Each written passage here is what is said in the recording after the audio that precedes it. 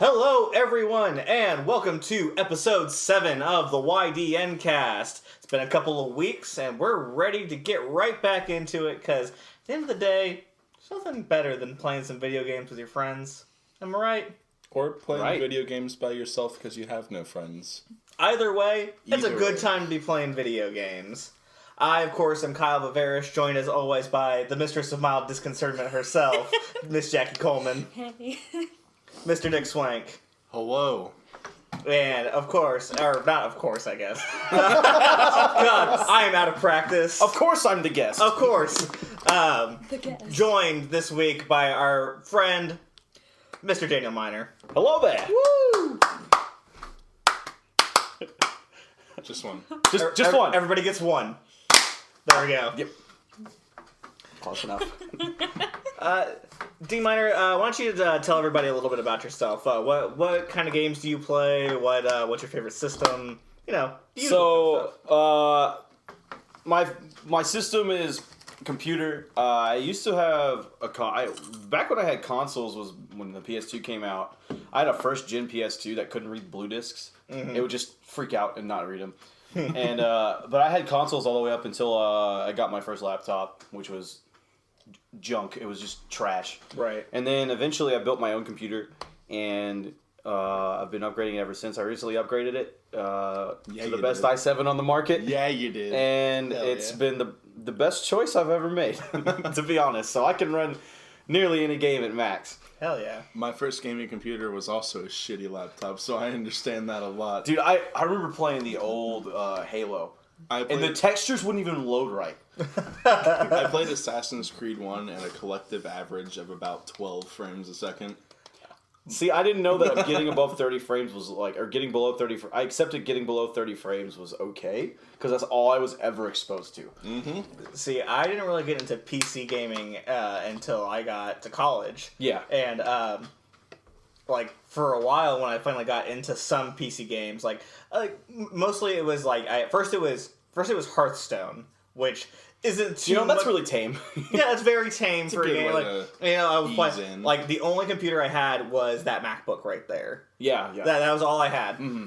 So playing on a MacBook specifically was not any. I couldn't do much with that. You could do some. So I played that. I started playing Heroes of the Storm. Yeah. Played a little bit of Dota, some Diablo. Ooh, man. And then eventually I was like, okay, it's time to step it up. I want a big boy gaming PC.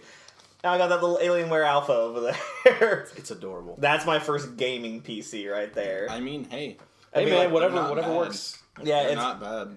With the funny story about my MacBook actually was I decided that it was around the time that Witcher 3 was coming out. Mm-hmm. Yeah, so, and I already owned Witchers 1 and 2 on Steam, but I had never played through them at that point. Yeah.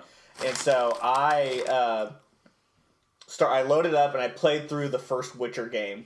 And the graphics, it was slow and laggy of the first Witcher game. And so I was playing through that. I'm like, all right, cool, this is fine. This is good. Played it, loved it. this is good. It was more like the story. I like the premise of this game. I like the game itself. Yeah. It's good. It's like Assassin's Creed 1. It's not good, but you can get a feel for the series. Right. And so then I'm like, all right, cool. Well, I have Witcher 2. It also is available to play on Mac.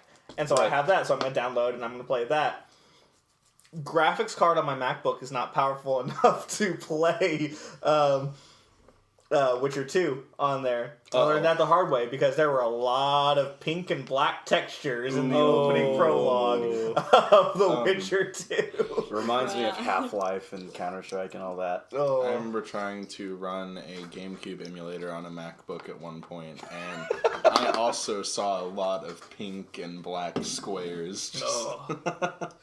Oh, that's brutal. I started trying to play Dead Space on my laptop. Oh, yeah. God. And it was like, I would click the button and then it would move like a So second you were later. playing a slideshow. Yeah. I was like, oh god. I was like, I got through the first thing and I was like, I'm not. I'm not.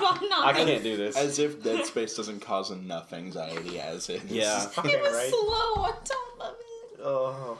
I bet it And wasn't. I have no idea how to use the mouse thing, so I was like, oh god, why did I pick this as my first game to learn this on? At least, Why? At least it's not as slow at responding as the online for Smash Brothers Brawl was. Oh god, I remember that too. That was like, gonna. hey, I'm gonna jump 3 seconds later off the screen. It was like dial up.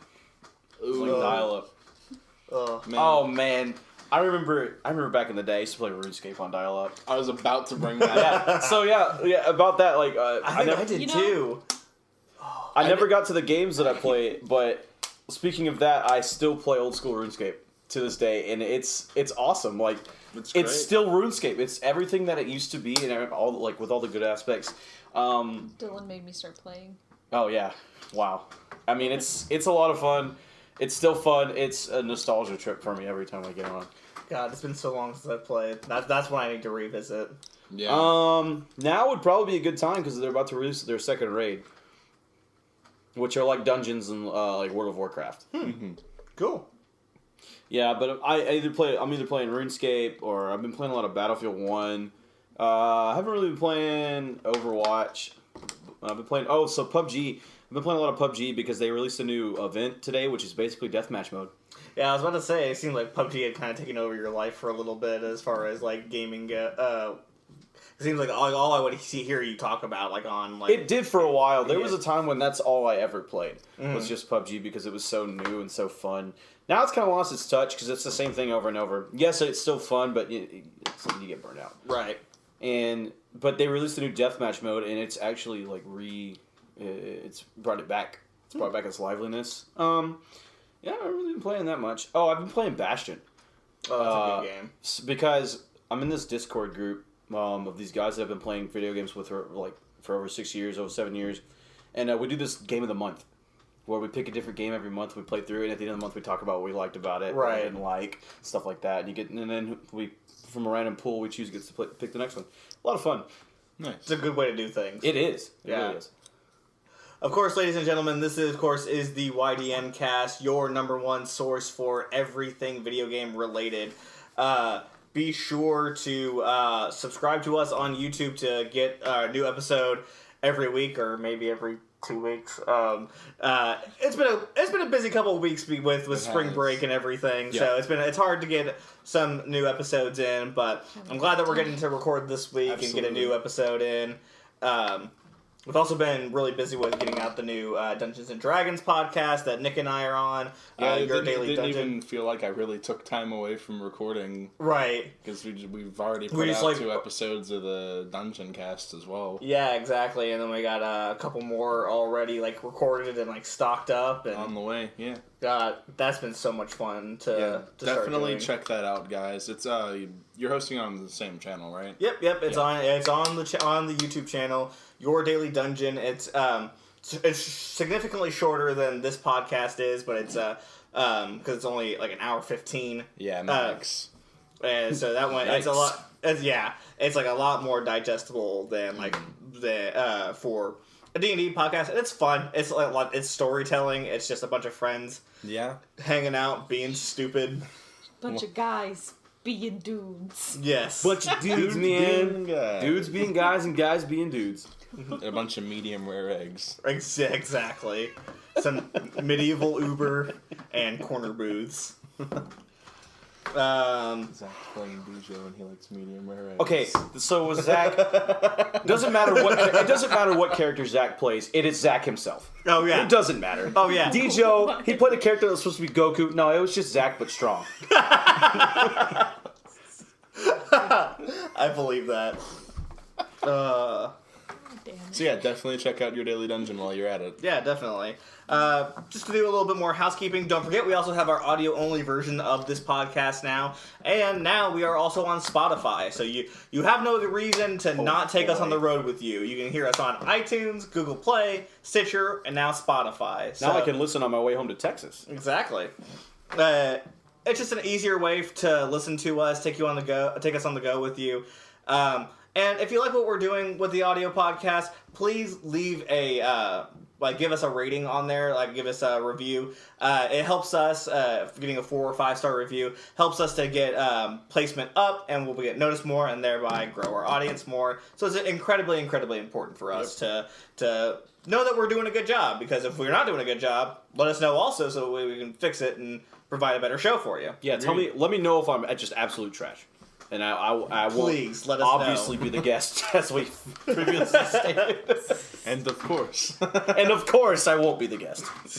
Don't forget, you can always visit the website ydnerd.com to be able to check out all of the things that are going on in one condensed location, whereas everything that we're doing as far as putting out new videos goes, the Instagram, the Twitter, we still have the tab up there for merchandise, but we're not really currently doing a merchandise campaign right now.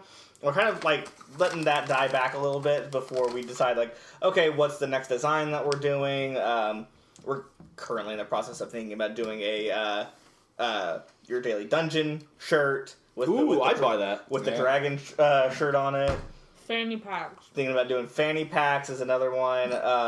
Flat build hats would be one that we're looking at doing. Pop sockets, pins, stickers, the whole lot. If you have suggestions on what you would want to purchase that has this wonderful logo on it, this wonderful logo on it, please go on over to ydnerd.com/contact and send us a message and let us know things that you would want to see, or just leave it in the comment section below on this video. We really appreciate that, because we want to get you cool shit. So tell us what cool shit you want. Very good. Pretty self-explanatory. Follow us on all of our social media, at YDNerd on Twitter and Instagram. And, of course, like always, don't forget to like, comment, subscribe, share, and every other YouTube buzzword with this video, the channel, and everything else that we do. That's really all I have for housekeeping for this week. So let's go into talking about weeks. Jackie, what have you been playing? Stress on the school console. I feel that. You've been playing a lot of Lego Star Wars, too. Yeah. Lego Star Wars The Force Awakens, right? Yes. I was watching you play. I didn't know that existed, Lego Force Awakens. That's awesome. It's interesting. I was watching you play it, and it's great. It's not just the story of Force Awakens. There's there's the little beginning part, which is the last battle in the original trilogies. Endor, yeah. And so you see the little ghosts, and then that part ends, and then it goes straight into the story of The Last Jedi. That's Force Awakens. It seemed like there was some side stuff too, though. That was you get backstory on things. You get to play through the part where Han gets the little weird tentacle monsters. Yeah, I forgot what they were called. I don't remember what they were called either. Yeah. Fake Star Wars fans. Names of Star Wars creatures escape me. Yeah. They're just fantasy creatures. They're just sometimes they're just a jumble of consonants. And sometimes there's CGI used to disguise wildlife. True. Did y'all know Looking about at that? you, Porgs. What? Yeah. No, I know about that. Porgs were CGI. I can't remember the name of the animal, but they couldn't find a way to get around them. The island that they recorded that on has an overabundant population of puffins. Yeah, puffins. Okay. And As puffins. Puffins look weird anyway. they couldn't get the puffins to stay out of the shot. So basically, they CG'd the puffins to look like porgs. Amazing. So that way they could get around it. I love that so much. And then they just fully CGI'd the one porg that got on the ship and everything. Exactly. I want to play as a porg, but I know it's not this one. Hashtag Lego Porgs. Lego porg. That's the new spin-off movie for Star Wars. It's just porgs. It's like Minions, except porgs. Jesus Christ, I would die. Not another cash grab, please. I hate Minions. Me too. Oh yes, so you're a sane person. Minions are You're not awful a and they middle-aged ruin mom the on franchise. Facebook. Because Despicable Me is a good movie. Yeah, Despicable Me is a wonderful movie. Great moral story about Gru's relationship with the kids, but then these little yellow bastards. I think they were fine as comedic fine in the relief first movie. In the first movie, yeah. Yeah.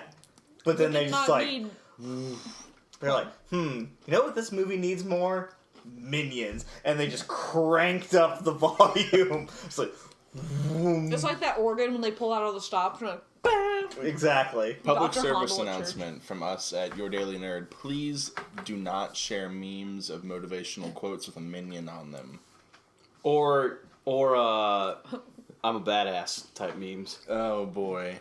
But specifically the minion ones. I just imagined a meme, a minion meme in my head of just like, guns don't cause violence, lag does, and it's just a minion with a bandana and war paint under its one eye. But if I shared that, I'd get like 50,000 shares. I was like, okay, I'm done. It's like, all right, cool. That's my cash grab. Anything else? Shadow of the Colossus, kind of. Yeah, you've been playing a little bit more of that. I got through Fish Boy. God, that one was stressful to watch. Oh God, I know, because he's like slithering through the water, and you're like, good, please stop, and you're like this little tiny little thing, and he's just like Big old snake. like, There's always a bigger fish. Oh, God. That's my always Star a Wars bigger reference for the day. God, we're gonna hit It was our Star hard. Wars quota. Eventually, your daily Star Wars. That's still running. your daily Rilo. Oh, God. So let me tell you about her reading all of this Kylo Ren and Rey fanfic. No, please don't. No. It's not that much. I'm just gonna hide has- myself in the it has Flamin' been- Hot Cheetos. Yeah, I haven't think read I it in will a too. while. Thank you very much. Mm-hmm. Oh, thank you for that. So you're true. Mm-hmm. Anything else? Not yet. Swank, what have you been playing? Also, stress on the school console. I had my recital hearing Thursday, and I've been freaking out about that since, I don't know, sometime in March. But, I had But- mine in March. yeah. But, I've been playing a little bit of Skyrim still. I started that up shortly after we recorded the last episode. Mm-hmm. I put a good bit of time into it then, and then my hearing took over. But other than that, my roommate bought a Switch, so I restarted Breath of the Wild, and I've just been kind of doing shenanigans. I haven't done Hell yeah. anything story important yet. We need to start a feature on the channel that's just like, it's like Jackass, but it's Breath of the Wild. It's just got like the Jackass. And then you just do random shit. Y'all want to watch me run through Hyrule Castle with 3 hearts? Because I'll do it. What else have I been playing? I'm sort of getting back into Pokemon Showdown again. My love of competitive Pokemon was reawakened recently. I've seen a little bit of Pokemon Showdown, but I've never actually played. It's pretty much the same thing. You just choose what you want, right? It's a fully in-depth Pokemon battle simulator, more or less. You can pick what Pokemon you want, where their stats are, but of course all in legal range. Mm-hmm. And it automatically has the different tiers sorted out with their ban list. So the Uber tier, overused, underused, not fully evolved. Or anything goes, the tier created solely for Mega Rayquaza because he's that overpowered. I believe it. Yep. No ban list, just anything goes. Just 6 Mega Rayquazas. I was watching a match earlier. A dude had Mega Rayquaza, some overpowered legendary from Gen 5, 3 types of Arceus, and then something else. Good. Yeah. Anything goes is an awful tier. Don't play it. Other than that, haven't really been playing a whole lot other than logging into Fire Emblem Heroes every day to get my orbs. Oh God, do they have you programmed? Sort of. Are you captive right now, Swank? I'm just gonna close them. It's good. I played at Fire Emblem Heroes for a little bit, over Christmas time, just because I was just like, well, I got my iPad here, so I'm just gonna do. It's fun. It's fun. As someone who's played most of the Fire Emblem games, it's just a really nice kind of, oh, hey, I remember that character. I I would think I would like it more if there were more combat scenarios that were a little bit more like the regular series. Like they just feel like so small and like you can solve them in like 2 turns. Yeah, and like I get that was the whole premise of it and it works, but it does get really stale. Exactly. Yeah, no, I agree. Cookies. Speaking of, no, yeah, and it kind of threw me off after I jumped back into some like full-fledged Fire Emblem after playing Heroes for a while.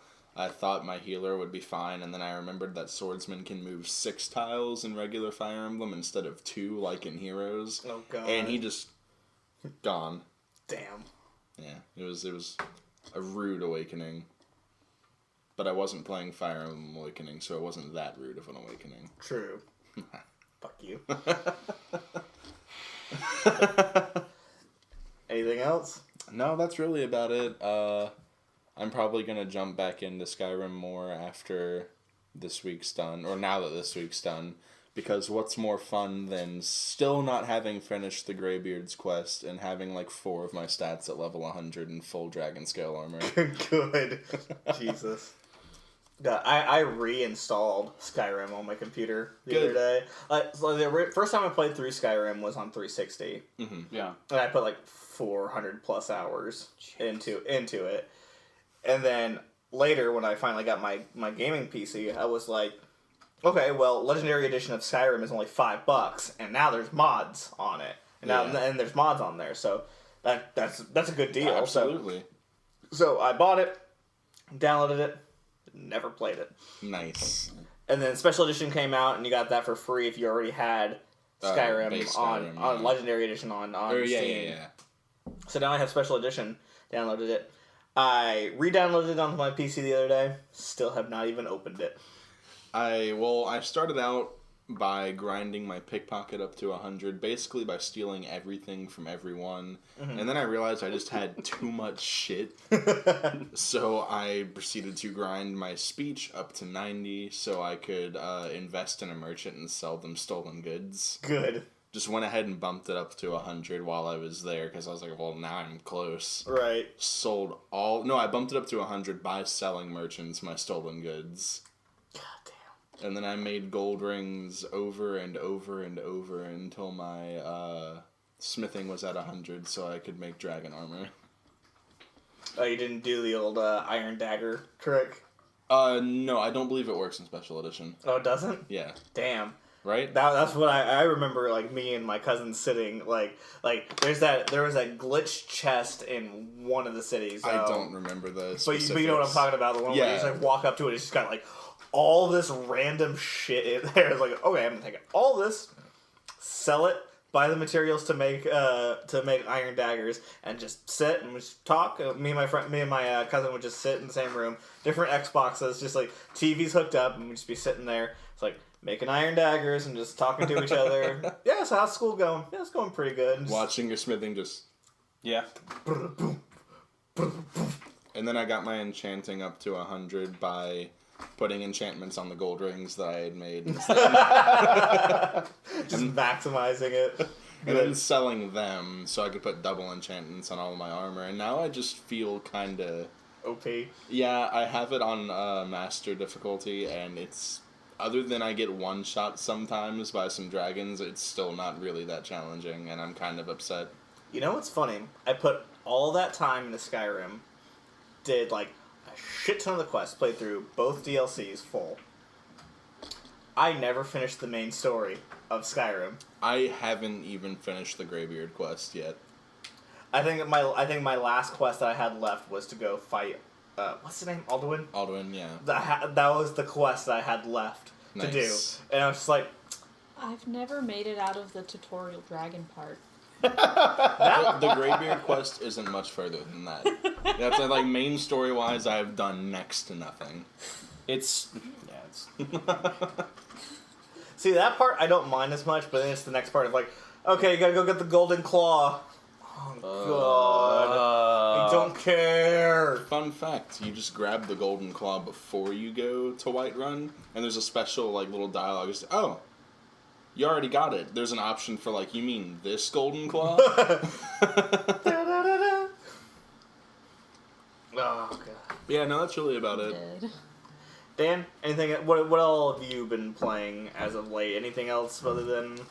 So I mean, I'll log into RuneScape every day, and like before I go to school and when I come home from in the night because and on Team Viewer sometimes. And on Team Viewer at school sometimes because I like to flip items on the Grand Exchange to make money. And there's one item that I found that has been like consistently making me a lot of money, so I do it multiple times a day, every single day. Oh god. And that's really the extent of what I've been doing in RuneScape. It's just logging on and doing that, and maybe doing another item that I wanted to try. I'm stuck in RuneScape. Where, It happens. Yeah. where you at? I don't know. Tutorial Island. No. And it's episode She can't 7. figure out how to click the run button. That is not true. I'm a lot farther than that. What else? I've been playing. Okay, so yeah, I've been playing PUBG a lot lately. Well, today, more like just today, because I found out they had that event this morning, so I've been playing that ever since I've been home. When I'm not playing that, I'm playing Battlefield. I like to do the operations because they have operations battle packs where you get operations specific weapon pieces, so you can get like special melee weapons. And sometimes the game of the month. Sometimes I'll play Dark Souls 3. Well, I'm really upset because when I upgraded my computer and put all the new parts in there, I had to install my OS on my new solid state, and I lost all my Dark Souls 3 saves. Oh shit. Man, I had a really good strength build that I lost. Now I'm gonna do a dex build, and it's been hard. But Man. what else have I been playing? Going back to PUBG for a second.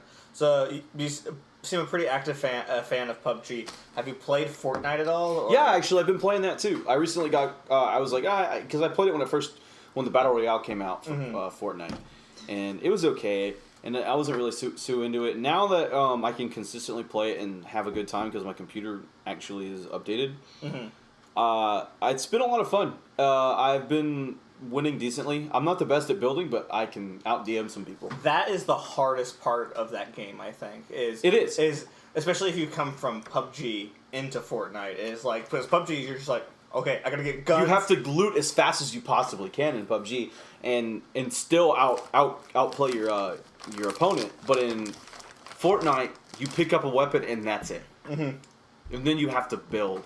First of all, and I see people that will build a fort in seconds, and I'm still trying to figure out how to place a wall. I'm getting better at it. I was kind of hid. Yeah, that's what I used to do. Yeah. One time I played it and I hid in a bush and I got top 3 Yeah, on solo. I'll do that. I'll do that in PUBG too. I was playing in a game of Fortnite. It was 3 people left. The circle was like minuscule. Haha. No. For all our audio listeners, he just got the circle figure. I didn't mean to. I was trying to show how small the circle was, but instead I got everybody. But Except the audio listeners. Yep, except the audio listeners. You're safe. Dang. If you don't want to get got, subscribe to the audio-only version of the podcast. Think smart. Improvise, again. adapt, overcome. But no, so I quit. it's me and this other dude in the tower, and there's 3 people left, and the dude in the other tower is shooting rockets at me, and I'm trying to snipe him. And my friend's sitting next to me, and he just goes, I bet that third guy's in a bush. And so I ducked down, walked over to another part of my tower, and saw a bush that looked a little out of place, and just lined up my sniper rifle and got him. Good. And then the dude with the rockets ended up blowing himself up. Good. It's a fun time for everybody. I like Fortnite quite a bit. What do you say that you like? Which one do you like better? I would probably have to say PUBG because I've been playing most, and I played that way longer than I did Fortnite. And I know it's the age old, which is better, Fortnite or PUBG. Honestly, they're both good games in their own aspects. The one thing I like about Fortnite is it's very casual. Yeah. And it has a building aspect, which is it just raises the verticality of the game. And in the literal sense, yes, but also in the I'm so mad. the gameplay detail. With PUBG, I love the realism that the weapon mechanics and bullet drop and stuff like that.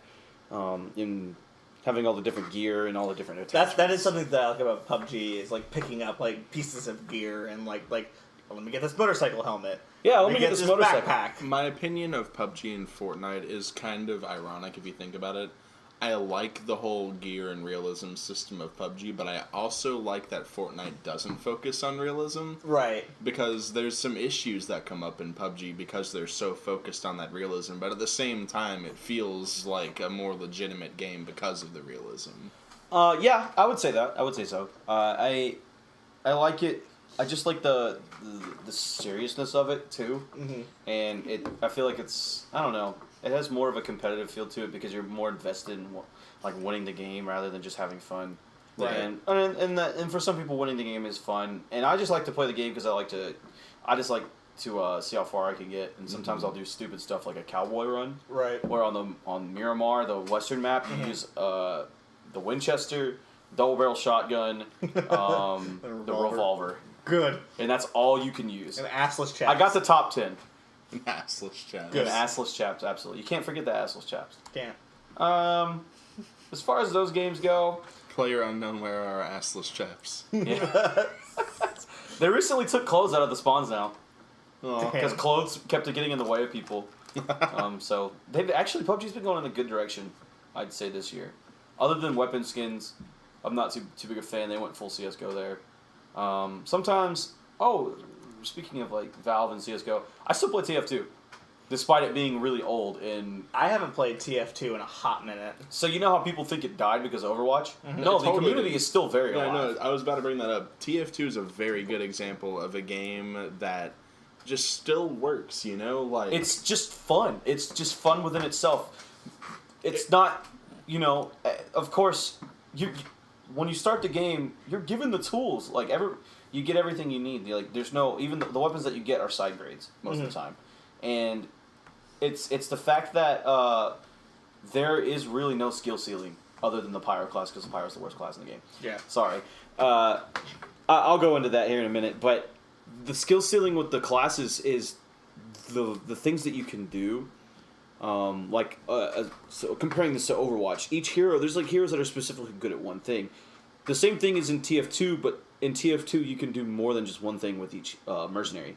Like with Soldier, yes, he has a rocket launcher. He does area damage, but at the same time, you can either be a pocket or you can be a roamer. And roamer going around the map just killing people. Pocket is really kind of playing next to the medic and the heavy. With Scout, you can either be, you can go around and DM people and get picks, or you can ride the cart, which you're supposed to do in a payload map, and that's literally all you do with Scout. Good. But then there's the times where it's like, oh, I'm bored, so let me just market garden people. Oh, God. Trollger, or you'll play Caber, Demo Knight. For the demo man, you can play shotgun heavy, which I like to do. I recently bought over Christmas. I bought an unusual police helmet, an orbiting fire, and I named it Hot Cop. Oh, God. And I run around with the family business and just shoot people because it's fun. And that's the thing about TF2 is it's not always serious all the time. With Overwatch, your objective is just pretty much to win the game by picking a certain hero that plays to the meta. Right. With TF2, you play what you want. You have fun. You do what you want. There's no skill ceiling there. With Pyro, yeah, sure, it has the lowest skill ceiling out of all the classes. But I mean, they actually recently just had another Pyro update where they completely fixed everything. Like Flames make sense now. But with TF2, it's still fun. I don't regret a single hour I've put into that game. I will still continue to play it for as long as the player base is alive. It's been so long since I've played, but I need to give that another shot. It's been a long time since There's a lot of different changes in the game. I used to play back in the day on 360 on the orange box. Oh man, they didn't even add the Air Blast update to Pyro. No. Oh my goodness, I forgot about that. TF2 is a game that's going to be around probably until like PC gaming becomes irrelevant, which I don't see happening. I think it's going to be around until Valve comes out with another better version of it, or it comes out with another game that's similar to it. Yeah. But I think they're fine with just supporting TF2. Yeah, honestly, TF2's still making money. They released another update recently with new items. They added JoJo's Bizarre Adventure items into the game. Well, holy Yeah. shit. They added JoJo items. It's just like Overwatch is gonna stick around for a while because of Blizzard. Look how long they supported StarCraft for. Yeah, StarCraft's still popular. Look how long they've been supporting Diablo 3 for. And Warcraft. Yeah. Yeah. Dude, fucking World of Warcraft, like right there. That's a game that's been around for 14 years now. Supposedly, there's a Warcraft 3 remake or remaster in the works. I have heard about that. Yeah. So sorry, kids, if you don't like Overwatch. Sorry if you don't like Sucks. Overwatch. Honestly, I've come to the conclusion that Overwatch isn't as fun as everybody thinks it is. I personally like Overwatch a lot. I'm not completely head over heels enough for it that I can say that there's no flaw with the game. Exactly. Yeah. I've played it once. I like the idea of playing Overwatch more than I think I actually like playing the game. I like watching Overwatch more than I do like too, playing yeah. Overwatch. I love Overwatch League a lot. Yes, that too. And that's going to be what helps this game stick around, as long as there's people interested in the competitive side, competitive yeah. scene. Yeah. It's funny enough. This isn't in the rundown of news articles, but Jeff Kaplan, the director for Overwatch, was saying that they're not completely opposed to the idea of killing off a character at some point for Overwatch, as far as narrative goes for story. So I think they should probably absolutely get rid of Mei. Or Symmetra. Man, if they don't figure out what they're doing with Symmetra, it's like Honestly, Symmetra is I think it's the lowest picked hero. I don't know why, in though. combat. I really don't know why. Like, the thing about Overwatch, God, I could rant about this for hours. Like, yeah, there are... I'm telling you, 1 hour. I'm telling you, we got to start an Overwatch podcast. Rant for hour. 1 hour. Talk about Overwatch League and the characters. Like, yeah, I get that Well- characters have tiers and all that, but Overwatch is very much so a game where if you're good, you're good. Mm-hmm. It's really hard to stand out as one sole hero in Overwatch, though.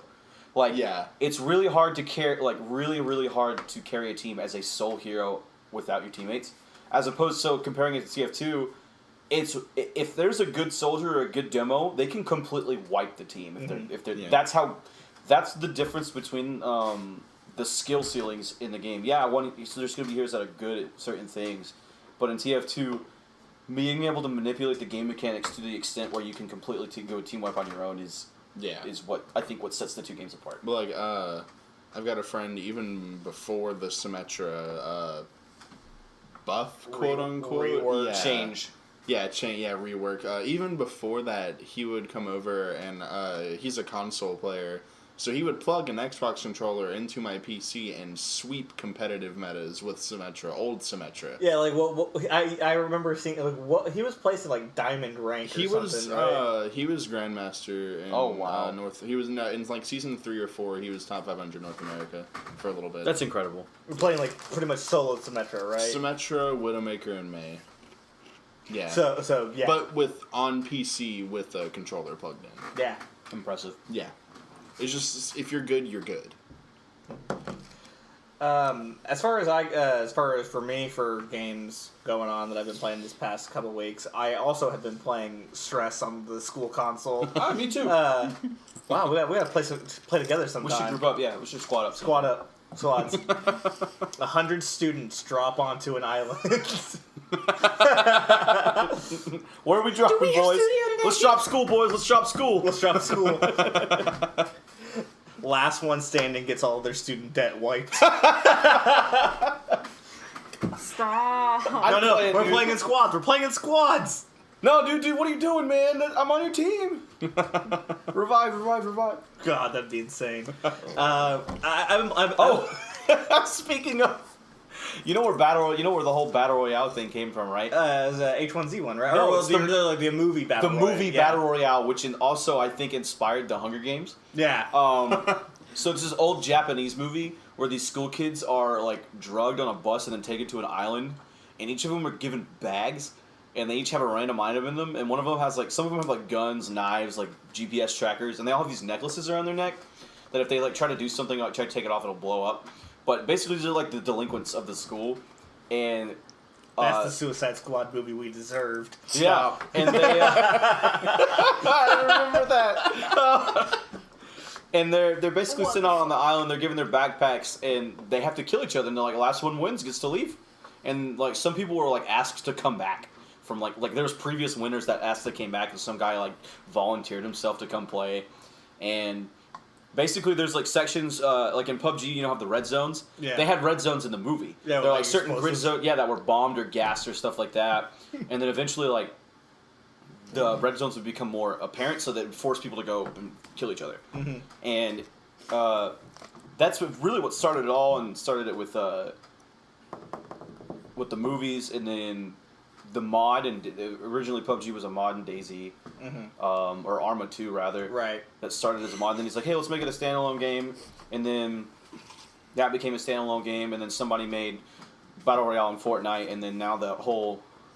Before PUBG came out, there was the H1Z1, King of the Kill. Yeah, King of the Kill. And they then... they also have a mode in King of the Kill now called Carmageddon, where it's like... don't you just drive around? Well, it's a battle royale mode where you squad up in vehicles. Oh, that's and, cool. And people are shooting outside the vehicle. If you die in the vehicle, it doesn't matter. You'll respawn in the vehicle. What matters at the end of the day is that your vehicle is intact. Yeah. So if your car blows up, that's when you're done. That's cool, man. That's a cool. That is really take. neat. Actually, I like that a lot. That sounds like a lot of fun, actually. I would like to try that out. Also, they went free to play. So. As soon as you said Carmageddon, my mind just went, boom, cancer. But no, it actually sounds pretty fun. Twisted Metal. God, that's it. Damn it. That's a throwback. Rotating segment right there. Rotating segment. But yeah, I've been playing some Fortnite. I don't know what's going on anymore. I was playing squads with my cousin. Like texts me every now and then. He's like, "Hey, you want to play some squads tonight?" And I'm like, and it's like with one of his best friends and another guy that I don't know if they're friends in real life or whatever. What the deal was with him. But we got to. There were 5 people left. 3 of us and 2 of them. Storm's closing in. We jump on a jump pad and we're flying over there. My cousin lands. My cousin is really good at this game. Yeah. I don't play that much, so I'm decent. Basically, if it comes to building, comes time for building, I have materials. I give it to my cousin. He knows how to build. I'm the shooter. Like, yeah. That's how we do it. And so we all jump on the jump pad. We're flying over to where the other guy is as the storm is closing in on us. My cousin lands up on the roof where we were supposed to go. Mm-hmm. The other guy on our team gets up on there, but then falls off. I didn't quite follow them or deploy my glider at the right time as they did, and as they casual. Yeah, I fucking suck. So I land just on the ground, and I'm on the ground just like trying to shoot up at them, and we got wiped. Like 2 guys against us 3. Damn. We got fucking wiped. That sucks. Yeah. What else have I been playing? Oh god. Hey, that's the rain. Oh yeah. Rain just started. There's thunderstorming. There's the weather. The bottles are gonna start. I have also been playing a shit ton of Gang Beasts. Ooh, I've heard of Game Beast. Shit. Wait, isn't that the one? I think I've seen Donkey play that. I think. Yeah, Donkey has a video on it. It's so. Is it really fun? Yeah, I need to get it. I put Oh it in my the its God. alpha. We've been playing it a little bit here at the house recently. Oh, right. Yeah. I was playing with Dylan and then another one of our friends, Eric, the other day. Mm-hmm. And the 3 of us were playing, and it was before you got there. And then Jackie joined in. There it is. And I don't think I have laughed that hard while playing a video game in a It's so long much fun. time. It's so fun. I want to play it. I God. picked the panda suit. Good. Gotta. There was... You do gotta. I put the Rick suit on and made my skin color green, so I was Pickle Rick. No. I quit. God, but it was, Motion to vote Kyle off the podcast. it was so funny. There was a moment that we were playing that I laughed so fucking hard where I threw Eric off of, it was the trucks map where like the 2 trucks. Oh yeah. Wasn't it Dylan? Yes. So basically what happened was I'm busy fighting Eric, and I see like Dylan fall off. I'm just like, okay, whatever. I'm just gonna fight Eric. And so eventually I throw Eric off. And I'm like, yeah, I win. Wait, why haven't I won? And then the cars part for a second, and you see Dylan holding on to both the trucks, fucking Spider-Man Homecoming this shit. laughing our asses off. I'm like, how do I get down there? The best part is when you go to like throw someone and they manage to grab onto you, and you're just like, no, No, leave me alone. you just like boomerang yourself. Oh, and it was so fucking funny because at that point, while he was holding on to it, the game glitched a little bit, and his guy pulled the truck out from under me, and my guy just went flying off onto the highway. So fucking Spider-Man over here just fucking killed my ass. God. When I was playing, I literally won one of the games by like running in a circle and waiting for everyone else to die. Yes. Oh, God, that game makes me laugh. What platform is it on? It's on PS4 and PC. Is it it's on local PS4 play? as Is it well. local I play have or PS4. online play? Both. Really? Yes. And And it was just local back whenever. also, it it supports up to 8 players playing at one time. What's the price? $20. Okay. Not I'll bad. probably pick it up at the next sale. it's a solid like multiplayer sandbox. There's no story to it or anything. just have It's- fun. It's just fuck 'em Dude, up. It's We'll goofy. probably be recording a video of that for the channel here. sometime Absolutely. in the Yes, near I would future. love to play it. Oh my god, it's so fucking funny. And then I also have been playing Hellblade: Senua's Sacrifice Yeah, you were talking about recently. I saw you play that earlier. God, that game is insane to me. So that. I believe the rain is already done.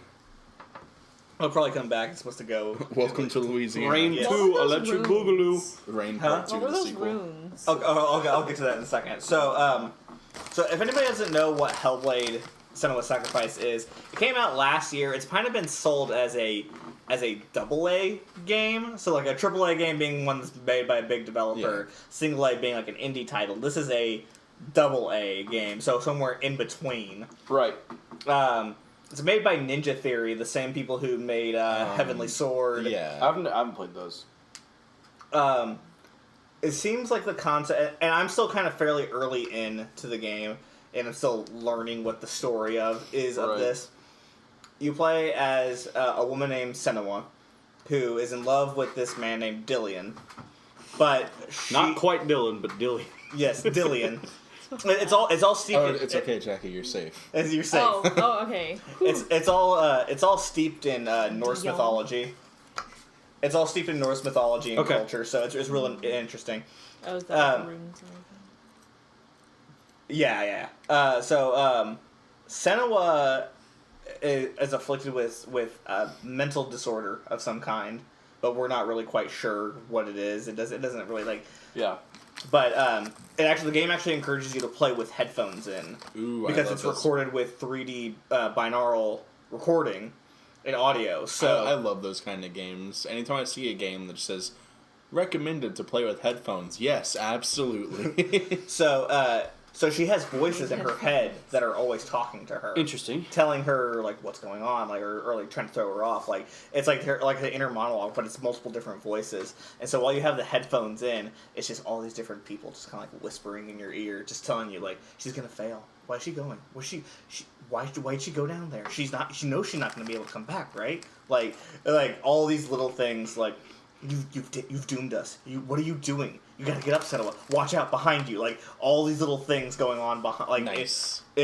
Oh god, it made the hair on the back of my neck stand up. Love about it. And this is I for... love games that do It's that. on PS4 and PC. All right, I'm in. I'm in. It's all basically. So she has some kind of mental illness, and so she felt like the best way to make sure that. She was afraid that she was going to pass this darkness on to Dillian somehow. It was going to affect him. So she went away for a while to try to figure out if she could fix this. Yeah. Realized that she couldn't fix this, came back, and Dillian had been murdered. Basically. Had been, like, captured and ritualistically killed. So she's decided Solid. that she's going to go to hell to go get him back. Interesting. I read a Greek myth about this once. Right. What reminds you of that? Don't Right. look back. Don't look back. No, yeah, so it's like it's very interesting. The It's gender like bent version. like the way that I'm kind of I've started. It starts off is that you have to basically prove that you're allowed to go into Helheim by defeating these two, like, basically these Norse, like, and as you're going on, you get all these different, like, clips of, like, Norse mythology, just basically talking about, like, Odin and, like, the Allfather, the Frost Giants, Asgard and Midgard, and, you know. Interesting. You get all these little, like, they're, like, little clips that you kind of find around, like, as, like, little runes that you lock onto, and, one of the first boss that you fight on the game is Sur. He's the leader of the Fire Giants, who has said that he is going to invade into Asgard and Midgard and cause Ragnarok, the end of days. But, yeah. So that's the first boss that you fight is Sur. Oh. And it's like that's a hell of a way to kick things off. And so like, and it deals with a lot of different things with like mental like illusions and that go on with you. Like, to advance in the section with Sur. Like, this is still fairly early on into the game, so this is I wouldn't really consider this, like, spoiler-type stuff. It's, like, to advance into the sections of, like the sections with Sur, and I just forget, I did the other section a little bit ago. I don't remember what his name is. It starts with V, maybe? So basically, there's two people that you have to defeat first before you're allowed to open the gates to let you go into Helheim. Okay. And basically prove your worth. Get the mark of these people to show that. And those sections are they're about an hour and a half each. So nice. they're nice chunk sections. Yeah. And Sur's section is literally like... I like that word. Sur. Chunk. Oh, chunk. So you go through and you have to find the mark... They're the like a offering. That's what it is. It's the offering of Sur, and it's basically just like a slab of rock with an insignia of his on there with a giant fire holder brazier thing. Okay. Up at the top that has a bunch of like burnt corpses like reaching up towards the fire. Solid. And so basically, what you do to get to the next section, you have to make it to one of these offerings. She touches it, and then Sur puts an illusion in her mind that everything in the world around her is on fire. And you have to navigate through without touching the fire and make it to the entrance to the next area of the thing. So it ends up, at first it's pretty straightforward. It's like, touch it, run to the exit. There's at one point where it's like you touch it and it's like, okay, there's fire all completely the way that you're expecting to go. So you're going to need to go run through this house and then It makes you start like improvising routes. Exactly. But it's also at the same time, while this is all going on, there's fake screams of people burning and like body, like Pompeii looking shit, like of like people like standing like this out there. And also at the same time, the voices in Senua's head are like going crazy while it's all going on. Like, get out, you're gonna die, burn, you're gonna like Senua, you've doomed us. Like, what's going on? Like all this stuff is going on all at the same time, and you're just like, I am so overwhelmed right now. That's incredible. I'm in. It's intense. There's combat in the game. There's puzzles. The combat is very interesting. It's like you basically kind of fight the like regular dudes, but they're not. I think there's like they're like basically undead. They call them the Northmen. Okay. And I think they're just literally like specters of dead men raised up from the ground, basically. Bitch, me too. The fuck. I like the combat in the game, and I like everything about this game because there's no health bar, there's no like stamina meter, there's no like indicator. This is the way that you go. Like it's very cinematic. A very cinematic experience. I love that a lot about it. But there are some aspects that I think it could do better about. When fighting multiple people at once, you don't really know that somebody's behind you until you hear one of the voices in your head, watch out, behind you. So if somebody comes up behind you and starts slashing at you, you don't know unless you're like listening for it. What? And you have to like avoid and like. That's crazy. And so it's a little bit hard, like like usually in combat scenarios like that, like if there's somebody behind you, you're like, and somebody's about to attack you. Take like the Arkham games for example. You get that indicator above your head. Oh, better hit the counter button real quick. Yeah. Like there's no kind of like thing like that except for the watch out behind you kind of thing. Hey, listen. Exactly. There's some puzzles too where it's like, okay, to get through this door, you have to find these runes that are like scattered in this area. But it's not like you just like, okay, well, there's a rune that looks like this, like like a triangle with a long line across the end of it. You have to look like more like actual like contextually like, okay, there's the pillar of this structure lined up from this perspective with the structures from this other building. Make that, and you hold down the focus button, and he's like, yeah, okay, there we go. There. Kind of like have you played Assassin's Creed Black Flag? Yes. Like the Aztec ruins where you have to like line up. Exactly. Yeah, it's exactly like that. It can be kind of frustrating sometimes. They're not Aztec Mayan. So yeah. It can be a little bit frustrating sometimes trying to figure that out, but it's not too much that I'm just like I'm not put off. That sounds fun as hell. By it. I'm trying to think. There it is. There was something else I was gonna say about it. It's cinematic as fuck. Yeah, I mean it's $30 on. Honestly, it sounds like it's worth the money. Yeah. Definitely. Really great story so far. I'm totally in. Norse mythology is in right now. No, I love mythology. I do too. Norse mythology is one that I wish that I knew more about, but now it seems like there's multiple opportunities to start to learn more about it. Like now that like God of War is coming out next week. Oh yeah, that's right. Yeah, it is. That's right. I forgot about that. Yeah, and apparently that game is like a fucking masterpiece, according to like reviews that came out yesterday. I still need to play Assassin's Creed Origins because apparently a lot of people thought the same thing about it. Yeah, I've heard good things about Assassin's Creed Origins. Apparently they redid like everything about the way that. Did you just? Yep. For audio only listeners, Dan just took my fucking animal cookie. Betrayal. Top 10 good. Anime betrayal. It was good too. Yugi. Say goodbye to Exodia. He didn't invite me to his birthday party. That monster. The cake was delicious. But yeah, I mean, Hellblade, very good. There was something else I was gonna say about it, but okay. So this was a big selling point on the game when it was originally coming out. So I'm gonna tell you what this is. You're gonna freak out for a second, but I'm gonna clarify something. Okay. So something that the game sold you on when it was coming out. If you die a certain amount of times in the game, it deletes your save profile and you start all the way over. I'm so in. Okay, so now I have to walk that back a little bit. It's used more as a scare tactic than it is actually enforced upon. From what I understand is that you have to die a lot for it to Man, actually... it's going to be really bad. Yeah. But Perfect for you, Jackie.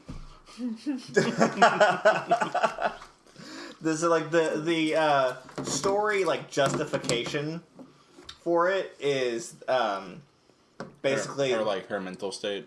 The only way that she's able to get into Helheim is that she has to be dead at least a little bit. So she touches the door to Helheim, and it causes her hand to start to rot. So she's got rot that's spreading through her body, and each time that she fails, the rot spreads a little bit farther. I get it. So whenever it fully spreads, goodbye. She's completely dead. Yeah. Exactly. Okay. You failed. You have to start completely over. I'm so in. I'm about it. I wish that it acted upon that more. From what I understand, it's like you have to just be fucking up real bad to actually have that happen. But that would be me. Shit. There have been some times where I've died and it pissed me off, but it wasn't it was more just still getting used to the combat. Yeah. Because the combat is kind of how I was describing it. Right. But yeah, that's been my week as far as playing games goes. So man, yeah, I'm usually ever since I know we've been on the same topic for a long time, but I'm gonna with Battlefield 1. The thing about it is it's not just the gameplay; it's the lore. It talks about World War One, and there's all these different battles. The battle Gallipoli, or however you say it. St. Quentin Scar, Sinai Desert, all these different battles, and when you go into an operation, it tells you about the campaign at this area, and like this was the bloodiest battle of between these people, and then it was the Meuse Argonne offensive and stuff like that about the American doughboys fighting the Germans, and how they were these doughboys have never seen combat before, and they're like going up against the German elite, and their offensive was actually successful in defeating the Germans. And so really that's all I've been like. The one game I default back to ever since I upgraded my computer is Battlefield 1. One, visually appealing, the combat's fun, and you learn a lot about the game, and I love all the World War stuff. That's one of the reasons, again, why I've been wanting to play Assassin's Creed Origins so much. I love the sheer amount of history they pack into those games. Because, like, except for your character's involvement and, like, the overall what you're doing, like, all of the stuff that you see is generally, like, historically accurate. There's a scene in Rogue, I believe, where if you go to a certain place and, like, basically hide and observe, whoever they get for the voice actor, of course, for Ben Franklin, will come and give a speech that Ben Franklin actually gave at that date. That's cool. Yeah. There's a lot of really cool history, and I just want to play Origins. I've heard a lot of really good things about Origins. Like, I played Syndicate, and I liked Syndicate I liked Syndicate more than Unity, but it still wasn't, like, anything new or out there enough to really, like, do it for me, you know? That's actually probably my exact opinion of Syndicate. It's better than Unity, but it's still more Assassin's Creed. It was good, but it left something to be desired, and apparently Origins fixes that. Yeah, definitely. Someone who's played Origins, let us know. Yes, in the comment section below. Tell us. Or at ydnerd.com/contact. That there. So let's go ahead and move on into our news segment. A lot of interesting stories. I tried to stay from with the stories that happened this past week, rather than the past 2 weeks, because then we would never end on the news segment. So this first one is kind of interesting to me, anyway. Yeah, I intentionally did not read this article because I wanted my surprise factor to be recorded. What's going on with this? So, Billy Mitchell, the King of Kong champ, has been stripped of his title of the King of Kong. He's also been banned from ever competing in Donkey Kong ever again. Why? What happened? Billy Mitchell... So this article comes from IGN, and I'm going to be reading that a little bit verbatim, because it understands the actual... what's going on a lot better, I think, than I could possibly explain it. This is from the article. Billy Mitchell, the former King of Kong, has been dethroned after his scores were scrubbed from Twin Galaxies leaderboards in the wake of a dispute asserting that the high score record holder in games like Donkey Kong, Pac-Man, and Donkey Kong Jr. used an emulator and not the original arcade cabinets, which is strictly against the rules. RIP. That sucks. RIP. See, Mitchell first became famous for achieving a perfect score in Pac-Man in the 80s before rising to prominence in the 2007 documentary King of Kong, which focused on the rivalry between Mitchell and everyone's favorite underdog Steve Wiebe. The dispute arose when forum poster Jeremy Exelnia Young claimed that Mitchell had used MAME, which is a multiple arcade machine emulator, and not an original arcade machine as the regulations for submitting a high score state. Basically, the way that he discovered that this forum poster discovered it is that he could tell that MAME uses a different way to load in the animations, for the girders for Donkey Kong than the original cabinets do. Solid. So he noticed that. Well, Billy Mitchell sucks. I'm sure you're still good, but I'm sure you're very, very well respected in the sense that you could do it, but you didn't do it on the original. He got caught. I don't necessarily agree with that rule, but it is a rule. Well, hey man, rules are rules. He got. So this is the latest, as far as this goes.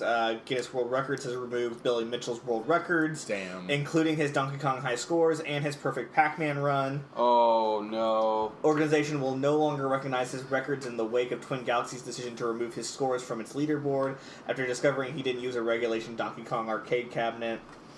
This is a direct quote from Guinness. Twin Galaxies and Guinness World Records trusted advisor.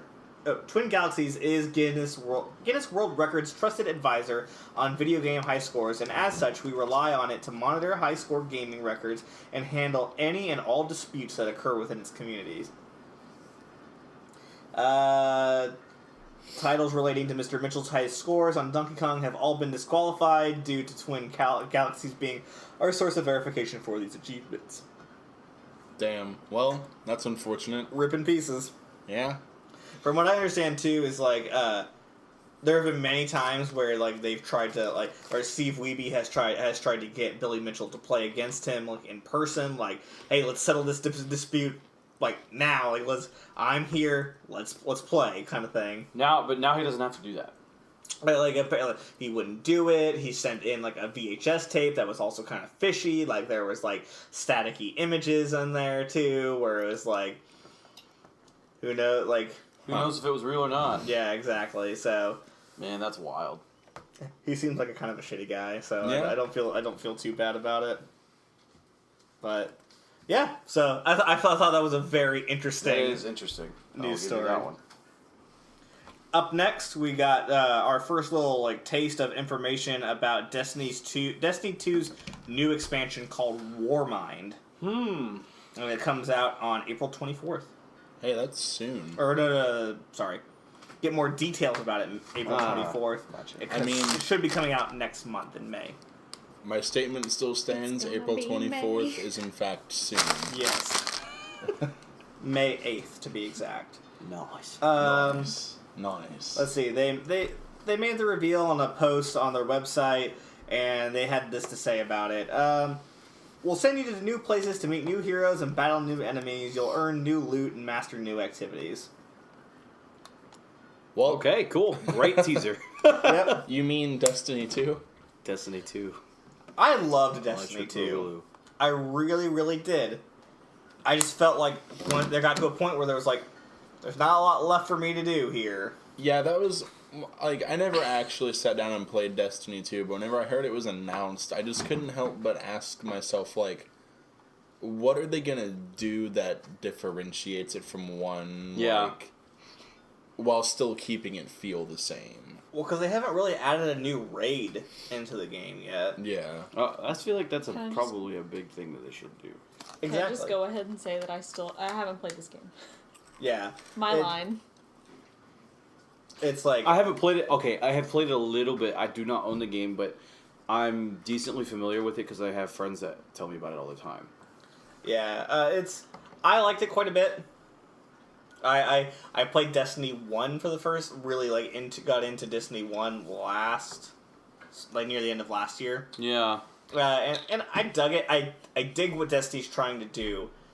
I just think that there are things that they could improve upon. Yeah. But Right. I don't feel like I am equipped enough to figure out what those things that they need to improve upon are, and how they would go upon. Right. Like I'm just a critic. These are just my opinions that are based on nothingness. Dab. But let us know if you're still playing. If you're still playing Destiny 2, and what you think that they could do better in the future. I think maybe a new class would be good, because they're still using the same 3 classes from Destiny 1. Yeah, I think that would be an interesting change up. And, so a new class would be good. I think What are you doing? She's trying to cut. It looks like she's trying to cut one of her animal crackers with a water bottle top. God damn it, Jack. But instead hits the controller on the table. Please stop. Okay. I would also like to see them do. They didn't add any new enemies into Destiny 2. So then what's the point of buying Destiny 2 then? It's more Destiny. Yeah, I guess. Like it's like they kept the same alien races, pretty much the same classes, and they didn't really do much different. Right. But anyway. Up next, we got some news about some new Xbox original games coming through backwards compatibility. Thank goodness. So many Games. What games? Morrowind. So we got some that are coming out on April that will be available for backwards compatibility on April 17th, and then some that'll be coming on April 26th. Not really sure why the staggered date, but we got like a total of 19. Yeah, it's Morrowind, So KOTOR. on April 17th we've got Blinks the Time Sweeper, Breakdown, Conquer Live and Reloaded, Oh boy. Morrowind, Oh baby. Yeah. Hunter the Reckoning, Jade Empire, Panzer Dragoon Orta, and SSX 3. Okay.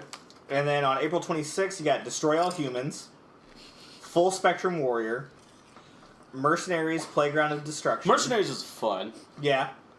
MX Unleashed, Panzer Elite Action Fields of Glory. I guess that's for Europe only. And get ready, guys. Your daily Star Wars. Da, da, da, da.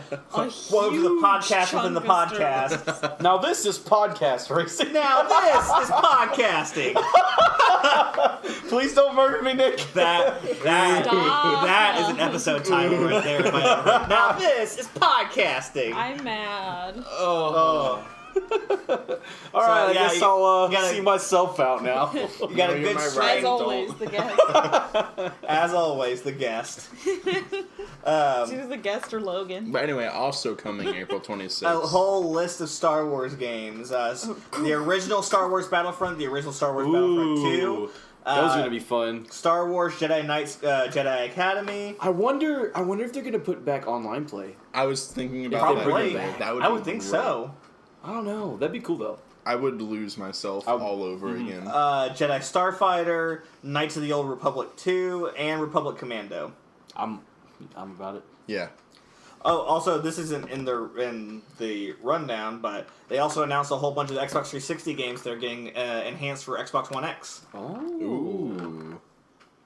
I wish this would just give me 6 new games getting enhanced on Xbox One X. You got Darksiders. Okay. All right. Okay. If you liked God of War games, Darksiders is up the same alley. Oh yeah, definitely. Same type of combat, kind of the same God type esque thing, except it deals with the 4 horsemen of the apocalypse. I feel like I'm in. Darksiders is a good mix of God of War and Legend of Zelda. Kind of, yeah. Sounds good to me. In the sense I'm that all it does about lead you on an adventure. You said Legend of Zelda. You got his attention. Yeah, no, it's a great. both of those games. Darksiders is really fun because you can. Zelda. It's challenging at times, Yes. but at the same time, it's just fun to completely destroy your enemies all the time. Definitely. Played Gears of War 2, Okay. Phantom of Yeah. the Lost. Portal 2, All right. Red Dead First game I Redemption, ever beat. Hey, it's a good Sonic Generations, and Star Wars The Force Unleashed. game. Ooh. Oh, I like the Force Unleashed. Ooh. All getting Xbox One X enhancements. You know, Force Unleashed one's a great that's game. good stuff right there. I like that game. Man, I gotta, it's like, if you're in the market to get one of those, like, elite consoles, like, if you're looking to get a PS4 Pro or an Xbox One X, I think you are more justified in getting an Xbox One X. Absolutely. I think this is probably smart from a business standpoint because, one, yeah, sure, people are going to play like their old games on their old consoles if they have them, or if they don't because their consoles are broken by now. Because, Xbox had that red ring of death problem. Being able to play, it's putting all your old games into one thing. Mm-hmm. One with your old and your new, because yeah, you got these new games to play, but some of the old ones still have, like, they still have, what's the term for it? Replay value. Yeah. Yeah. I think it's smart because, like, obviously Microsoft is aware that the Xbox One, like, regular is performing not nearly as well as the PS4. Oh, absolutely. Yeah, like as far as, like, there's the metaphorical console war, but it's not really a war when it's a genocide. Like, yeah. Like, PS4 has been murdering Especially Xbox. in the worldwide market. Like, in Europe, it's astounding at how poorly the Xbox One is doing. Oh, yeah. But I think the Xbox One X is something that it could put them on. Oh no, track absolutely. I mean, if you are in the market to get one of those powerful consoles that does like crazy numbers as far as graphics goes, if you're going for a console like that, go with the Xbox One X. I think so. Yeah, agreed. PS4 Pro might have the better library, but if you're interested in like graphical fidelity, like go Xbox One X. And then with all of this backwards compatibility, it's absurd. Plus, you got the Xbox Game Pass that you can do. So, like for $10 a month, you get access to basically Netflix of games. That's Yeah. provided by that's Xbox. right. And then now they also have it so that any new Xbox IP that comes out is available day one on that Game Pass. So you can play Sea of Thieves right now if you have the Game Pass. Yeah, that's right. Yeah. I've heard mixed things about Sea of Thieves. Okay, by the way. so it's face value. It's Yeah. really all it is. I've heard that the quests are very mundane. They're all the same. Yeah, it's cool. It's visually appealing to sail on a ship and stuff like that. But there's not really all that much to do once you really get into the game. I've heard it's still entertaining, but it is kind of shallow. Yeah. It's still fun. So you know. I see it. You know how I see it? It's like a Gmod game. Yeah. Cool. It's fun for a little bit. It's entertaining to play every now and then, but I don't think it should be. I feel like it's one of those games that I would have a lot of fun playing if I had a regular group of people to play it Yes. with. If I was like, all right, cool, we're going to go hunt the Kraken tonight. Like, that's our thing. Hey Like- boys, you want to grab some beers and hop on Sea of Captain! Thieves? Look. That sounds like fun. Let's like, all get drunk and talk like pirates and play Sea of Thieves. Yes. Drink rum. First of all. Kraken. Oh yeah. Drink Kraken with Kraken That's while my- we hunt the Kraken. That's my favorite drink. That sounds like an amazing Twitch stream right there, honestly. Drinking Kraken, hunting while hunting the Kraken. Yeah. And playing with Kraken. Dab. I'm lost again. Because that's my. It's his K name. that's my K name. Sorry. Okay. Cool. Yeah. So yeah, look forward to those games coming through backwards compatibility. Man, it is storming outside. It really is. You know they canceled. The Kraken got You know they bad. canceled grade schools today. They let them out early. Really? Yeah, because they thought the storms were going to be that bad, and we didn't. Really? We didn't get That's this rain why, until okay. just now. Yep. Wow. My watch even told me, I was like, it's not going to rain until 7, so... So coming up in some esports news, we're talking about Overwatch League earlier. Oh God! I heard about I this. heard about this. Yep.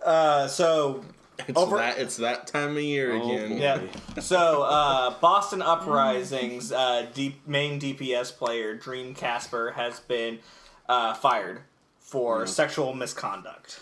And that's worse So, than being toxic. What I heard was he was like trading like tickets to Overwatch League like competitions and stuff for like pictures and stuff like that of these underage women. I hadn't heard that, but I honestly have not read into it that much. And I'm not saying that here in this article. That's what I article read. either. That's what I read the other day. I saw the article on Reddit, and supposedly he was selling he was giving tickets to Overwatch League events to these underage girls who were trading the nude pictures. I know for the that he was tickets. having like sexual relationships, like via FaceTime and Snapchat with a girl that was that's 14 years old. Can I just say from the bottom of my heart, Yikes! Yeah. Yikes! And it's like There's a limit. people will like create the Yikes. argument. Well, they made the decision too, but it's like they can't make that decision in their right state of mind. Right. Right. That's why that's illegal because it's wrong. You know. Also, it's a power thing as well because he is technically an influencer and has somebody Exactly. with a following and puts somebody into a situation where They are more likely to do it. exactly Exactly. There has to be reason to do it. it's just God. It's just messed up. There's all just over. some things you can't do, Yeah. and that is one of them. Yes, definitely. In fact, that's on that big old list, the master list. that's probably high up there on the list. I would say it's pretty high up there on Yeah, that list. One thing worse. A child. a child. No.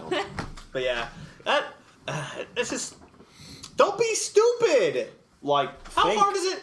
Thanks. Consenting adult human beings. And Welcome back to my Period. podcast within a Done. podcast. Don't End of be story. stupid. don't be stupid, man. And it's not like the age of consent in America varies that much from place to place. It's either No, it's like 17 16 or or 18. 18. It's Yeah. 17 And I or think 18. there's Yeah. like 2 states that it's 16. Yeah. Yeah, I don't know. I don't like that. They're probably irrelevant. So moving on into our next story, Final Fantasy 15 has 4 new pieces of DLC coming How out. much do they have now? 4 Oh. Yeah. Oh yeah, it's the or 3, 4. See, I've heard 3 or it's 4. I've heard it's a good game. Yeah, it's just it's really fun. it's really good. It's just disappointing that it really didn't feel finished when it came Okay, out. that makes sense. So I didn't feel like it had a fully fleshed out story. There were parts of it like they spread a lot of the backstory really thin. Like so, obviously, like So they touch on it, but they don't elaborate. exactly, but they have you rely on figuring out the backstory by checking out all these other media focuses. Like basically, like there's the movie that happens like after Noctis and the party leave to go meet up with Luna Freya. That's when the movie happens. And that's when basically the city gets leveled and the king gets killed. And Oh yeah, that's right. Speaking of the Discord group that I'm in, they did a movie night and watched the Final Fantasy movies because the DLC was coming out. The Nice. announcement.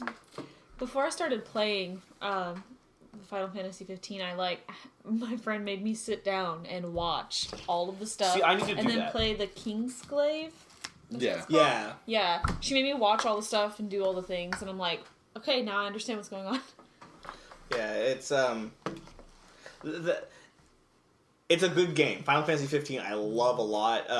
I'll always have love for that game, I think, because besides when it was coming out, when it was getting hyped up, I was like, okay, cool, it's finally coming out. I was like, all right, I'm going to get into Final Fantasy games finally. Yeah. And so I started playing Final Fantasy 7 Good. because I got that on Steam, so I was like, That's one of the best ones. That's a game that did a movie, right?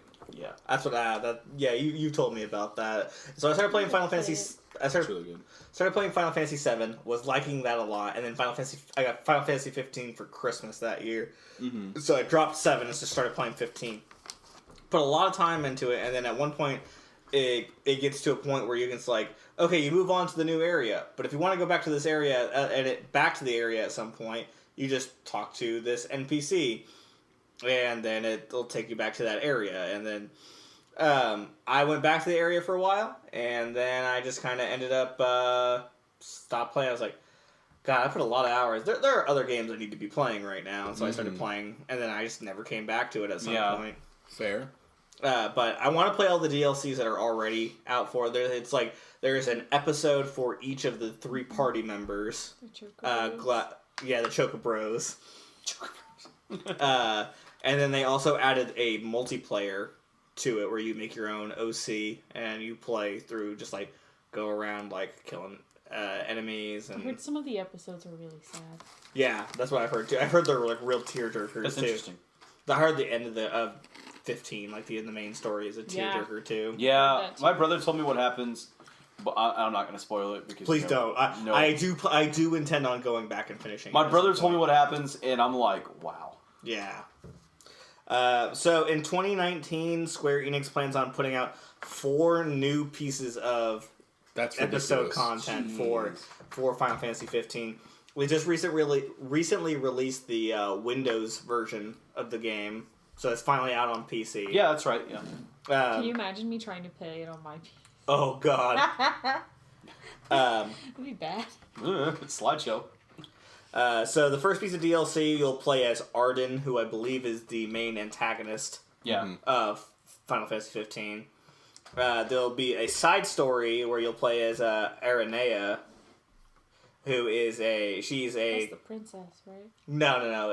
Aranea, she's like a mercenary antagonist at first when you first meet her, but then she's like impressed with the group's skill, and she kind of comes back as like a anti-hero sidekick kind of character. My favorite trope, the Vegeta complex. Yeah, the Vegeta complex. My favorite trope. I like her. She's a cool character. Cool cat. Episode 2, third piece will be Luna Freya. That's the princess. Yeah. You'll play as her, the main love interest character. And then the final episode is you'll play as Noctis again. It's a more DLC, but it's like you're actually playing as the main character again. Interesting. It was interesting when they first launched the game. Like the only character you could play as was Noctis, and you still had your party with you, and it's all like kind of more freeform combat, kind of like Kingdom Hearts a little bit. Gotcha. Instead of the usual turn-based combat like other Final Fantasy games have been in the past. But instead of it, just you could only play as Noctis, and then you would set up combos to do with your other characters. Gotcha. They added an update later on where you could actually finally, after the last piece of character DLC came out, you could switch between the characters, and they all played exactly how they do in their respective episodes. So you could switch between the characters. That's really neat. So it'll be interesting how this new last piece of DLC is. In this article, it's saying that this last episode will feature a grand alternate finale for Final Fantasy No 15. way. So it's like a full alternate ending. That's interesting. I would love to see that. So. 2 endings. Real quick before we get into this next story, something I meant to send you to put in the news section but forgot to.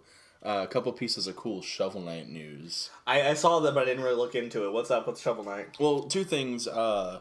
Yacht Club reported a couple days ago that Shovel Knight has officially sold 2 million copies, which is Hell yeah. awesome for such a small-time game company. Yeah. But also they released a lot of gameplay of their latest DLC package, which is set to come out later this year. But it's the third, I believe, installment of like their free DLC, which is basically a completely new campaign. I think it's King the Knight. fourth. Fourth? I thought King Knight was already out. No, this is it's just set to come out in 2018. Oh, okay. Yeah, but they've already released Plague Knights and Spectre Spectre Knights, and then King of Cards, which is the name for this one. They released footage for it, and it's impressive what they do with these characters, because they completely rework each boss character in a way that makes them playable, quote unquote. And then it's like a completely parallel story. Like, Spectre Knights was more of a prequel in a way. It happened before the events of Shovel Knight, but Plague Knights was happening parallel to Shovel Knight. It happens at the exact same time. In the Plague Knight level, whenever you get to the end of it, he drops down, basically goes, "It's that sound," and he disappears, and then Shovel Knight drops down and you do the fight. But, yeah. But it's just really cool to see what they, like, how much they put into it, especially because it's all free DLC. Mm-hmm. But that's really cool. We're looking forward to that later this year. Hashtag Shovel Knight for Smash. Please, God. Shovel Knight should be in Smash Brothers, and Should there's be. no way that you can convince me otherwise. Yeah, there's no excuse. No. Especially now that they're using the Switch to market King of Cards. Yeah. And they were using it to market the Treasure Trove version. Yeah, which is the full package. as well, yeah.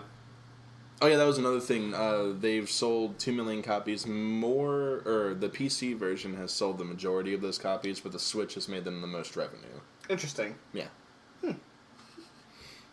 That's all I got on that. Hashtag Shovel Knight for Smash. Shovel Knight for Smash. I have my own hashtag for that, but Solaire. yeah, Knight Solaire for Smash, because you know that Dark Souls remaster. They get that amiibo in What there. else are they going to use that amiibo for, right? Make Mario praise the sun. That's it. Next story. Finally getting a confirmation that Spyro the Dragon Remastered trilogy is Dude, coming out. I played this so much when I was a kid. Let me try to remember. It was either me playing it or watching my brother play it. Because my brother, of course, was always the better one at video games than me, and I would always watch him play video games. Is that still true? No, absolutely not. I would either watch him play it or I'd play it myself. And Spyro is like one of the first PS1 games I ever owned.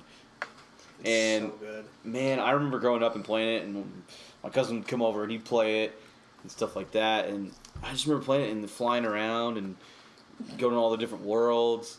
Man, that was so much fun. And remember Mr. Moneybags? Oh god, yeah. See, Yeah. I really want to play Spyro. Like, I never got into it, but I did play Crash Bandicoot. Yes. So, Also like, a good game. Mm-hmm. Also, But, like, I a really game wanna that play got Spider-Man. remastered. Yeah, the Insane Trilogy Yeah. came out last year. Yeah. I have that Game Boy game that has both of them. Oh, the crossover of it. Yeah. I never played. I wanted to play that Never one played so I bad. haven't. Man, I love how easy it's getting for companies to remake and remaster their games. I like when games get remastered, but they're good remasters. Yeah. Like, I don't want to play Skyrim a bajillion in two different ways with a little bit of graphical fidelity I've got the updating. perfect example and comparison of a good remaster versus a bad remaster. Oh, yeah, hit me with it. The good one, Mm-hmm. Wind Waker HD. Okay. Yeah. Fantastic remake. They completely redid the game from the ground up. The soundtrack's re-recorded. It's orchestral. Everything's great. Bad one. It's from the same franchise. Twilight Princess HD. They didn't rebuild the game. Thankfully they took the GameCube version as their base and not the Wii version. But they upscaled it. That's all they did. What? They left the sound font pretty much the exact same. It still looks pretty, like it still looks nice. But it's just a cheap remake. I love Twilight Princess. It's such a damn good game, yeah, like Another one to look at. Look at Shadow of the Colossus, for example. So that's a wonderful remake. It's so good. It got remade from PS2 to PS3. Mm-hmm. And it was a good upgrade from there. And then it got remade again from PS3 to PS4, and it looks even better. Like, so that's a good track record for Yeah. They have the comparison pictures that I went through, and I was I like, watched that. Yeah. It's just, I don't know. There's good remasters and there's bad remasters, and I really hope they don't screw up Spyro.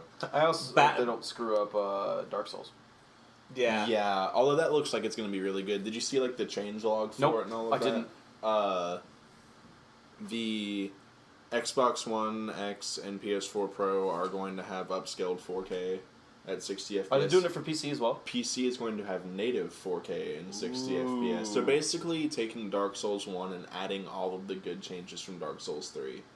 Good. Yeah, there's going to be... I'm looking forward to it. Yeah, there's going to be, like, co-op and all of that, and pretty much the same way. I think the combat system is pretty much Dark Souls 3. Thank God, that was my favorite one. Yeah. It just looks like it looks like they're going to do a really good job with it, but they still have time to make a disaster. Yes. Yes. Yes. Going into some more release date related news. Ooh. We finally get a release date for Spider-Man for PS4. This beautiful looking game. Is it really look that good? Oh, yeah. September 7th, 2018. Spider-Man. It's coming out this year then. That game looks really fucking good. It looks like We haven't had a good Spider-Man game in a long time. The last Spider-Man game I enjoyed was Spider-Man for the Nintendo GameCube. damn. Yes, That's I remember the playing that. last That one was Spider-Man good. game I've enjoyed. That one was good. The way this one looks is it looks like it's going to be like all the good shit from the Arkham games, except, hey, you like Spider-Man, right? the only thing Hopefully I more think of, comical. Yeah. the only thing I think of when I think of like new Spider-Man stuff is that dumb musical they came out with. Wait. Spider-Man the musical. The actual musical that came The out. musical. Oh god, like it was I haven't basically seen like it, but I was like, it was like Spider-Man Enter the Dark, I think is what it was Things called. you shouldn't do. It was like people It's the kept on only thing I getting think hurt of. on That's pretty set. high up there like- on that list. Things you should not do. Spider-Man Sexual the music. misconduct with 14-year-olds. Spider-Man, Spider-Man the musical. the musical. Yes. I was like, oh god, no. Making 2 additions to that list. Girls every day. I'm so excited for this. I don't even have a PS4, and I'm so excited for what this Spider-Man game is going to This be. is a great. You Honestly, can like use mine if you need to. I know I feel like I'm missing out a lot because I only play on PC. But I'm happy for the console players. Some of these They exclusives get these are getting really amazing damn exclusive good. games that I Yeah. I will never get to play. Some of Oh, these yeah. exclusives are getting really damn good. I'm honestly I'm a little jealous. Yeah. I know that you'll be able to play. There's some sequences you'll play as Mary Jane in this game. Really? Some sequences where you'll actually play as Aunt May for a little bit. Different suits that you'll be able to get. Lots of different villains in the game. So I'm excited. I would say Spider-Man is probably my favorite Marvel hero. I'm more of a DC fanboy, if it's not apparent from the Green Lantern paraphernalia over here and the Breaking Bad. On my body, yes. But I like Spider-Man a lot. I'm also much more of a DC guy. There's one game that I have, a Spider-Man game that I have that I need to play more of, but I like it a lot for the concept of it. It's called Spider-Man Shattered Dimensions. I've not heard of that. Basically, premise of it, Mysterio breaks into a museum to steal this tablet, gets into a fight with the Amazing Spider-Man. Tablet breaks, shatters time and space. So now all these different versions of Spider-Man are teaming up with each other to get all the pieces of the tablet to put it back together and save the world. So that's interesting. You're having to fight all these different villains, and they're basically different versions of these villains that you're fighting too. It's like you play as Amazing Spider-Man, which is your classic red suit Spider-Man. Right. Spectacular Spider-Man, who is your black suit Venom. Oh yeah. Spider-Man. Spider-Man 2099, who is from the future. He's we got a basically blue suit with red markings all across the face. So he lives in the year 2099. Right. And then Spider-Man Noir, who is basically it's all set in black and white, black, white, and gray, like an old film. And it's 1940s, puts the mask on, has goggles over the mask, and has a trench coat that he wears while he swings around, and it's stealthy, kind of So I know I said Spider-Man for the GameCube was the last good Spider-Man game I played, but I'm looking at this game right now and it looks really good. Which one? Shattered Dimensions. It's very interesting. Lots of different villains that you fight. Lots of different ways to fight. There's always a weird sequence. This Spider-Man? Yeah, that's Spider-Man Noir. When you said that, I thought of Miraculous Ladybug and Cat Noir. Mm-hmm. They each all have their own strengths. Spectacular Spider-Man, the Venom suit Spider-Man is super fucking strong. There's different art styles that go on with each level, with each kind of level too. There's always sequences where you go first person as Spider-Man while you're fighting these villains too. So you get some cool things going on like that. So they have different scenes for each of the Spider-Man. Yeah, Is there a scene that's in the grayscale of Spider-Man Noir? Yeah, well, so it's so it's broken down to where it's okay, so this is a Spider-Man Noir level, and you just play Spider-Man Noir through the entire thing. And then you're all right, which one do you want to do next? You play... Okay. You can do Spider-Man 2099 next, and it's this level, or you can do Amazing Spider-Man, and it's this level, and it's a different villain for it. Interestingly enough, one of them, I'm pretty sure it's the first Spectacular Spider-Man level, is you fight Deadpool. Deadpool is the villain for it. And he's regular-ass Deadpool. Good. Breaks the fucking fourth wall. You wake up on an oil rig in the middle of the ocean that he has taken over and has made it into his own personal game show that you have to try to survive, so that way you can find him, beat the shit out of him, so you can get his piece of the tablet back. Nice. I'm all about it. That game sounds really good. It's a cool game. That's $20-$30 on Steam. It sounds really good. Yeah, go play it. Yeah, it is a game, and this is from, you can tell it's from the good era of gaming. It was released on Windows, Xbox 360, PS3, Wii, and Nintendo DS. Yep. Wow. That's how you know it was a good game. So, look out for Spider-Man.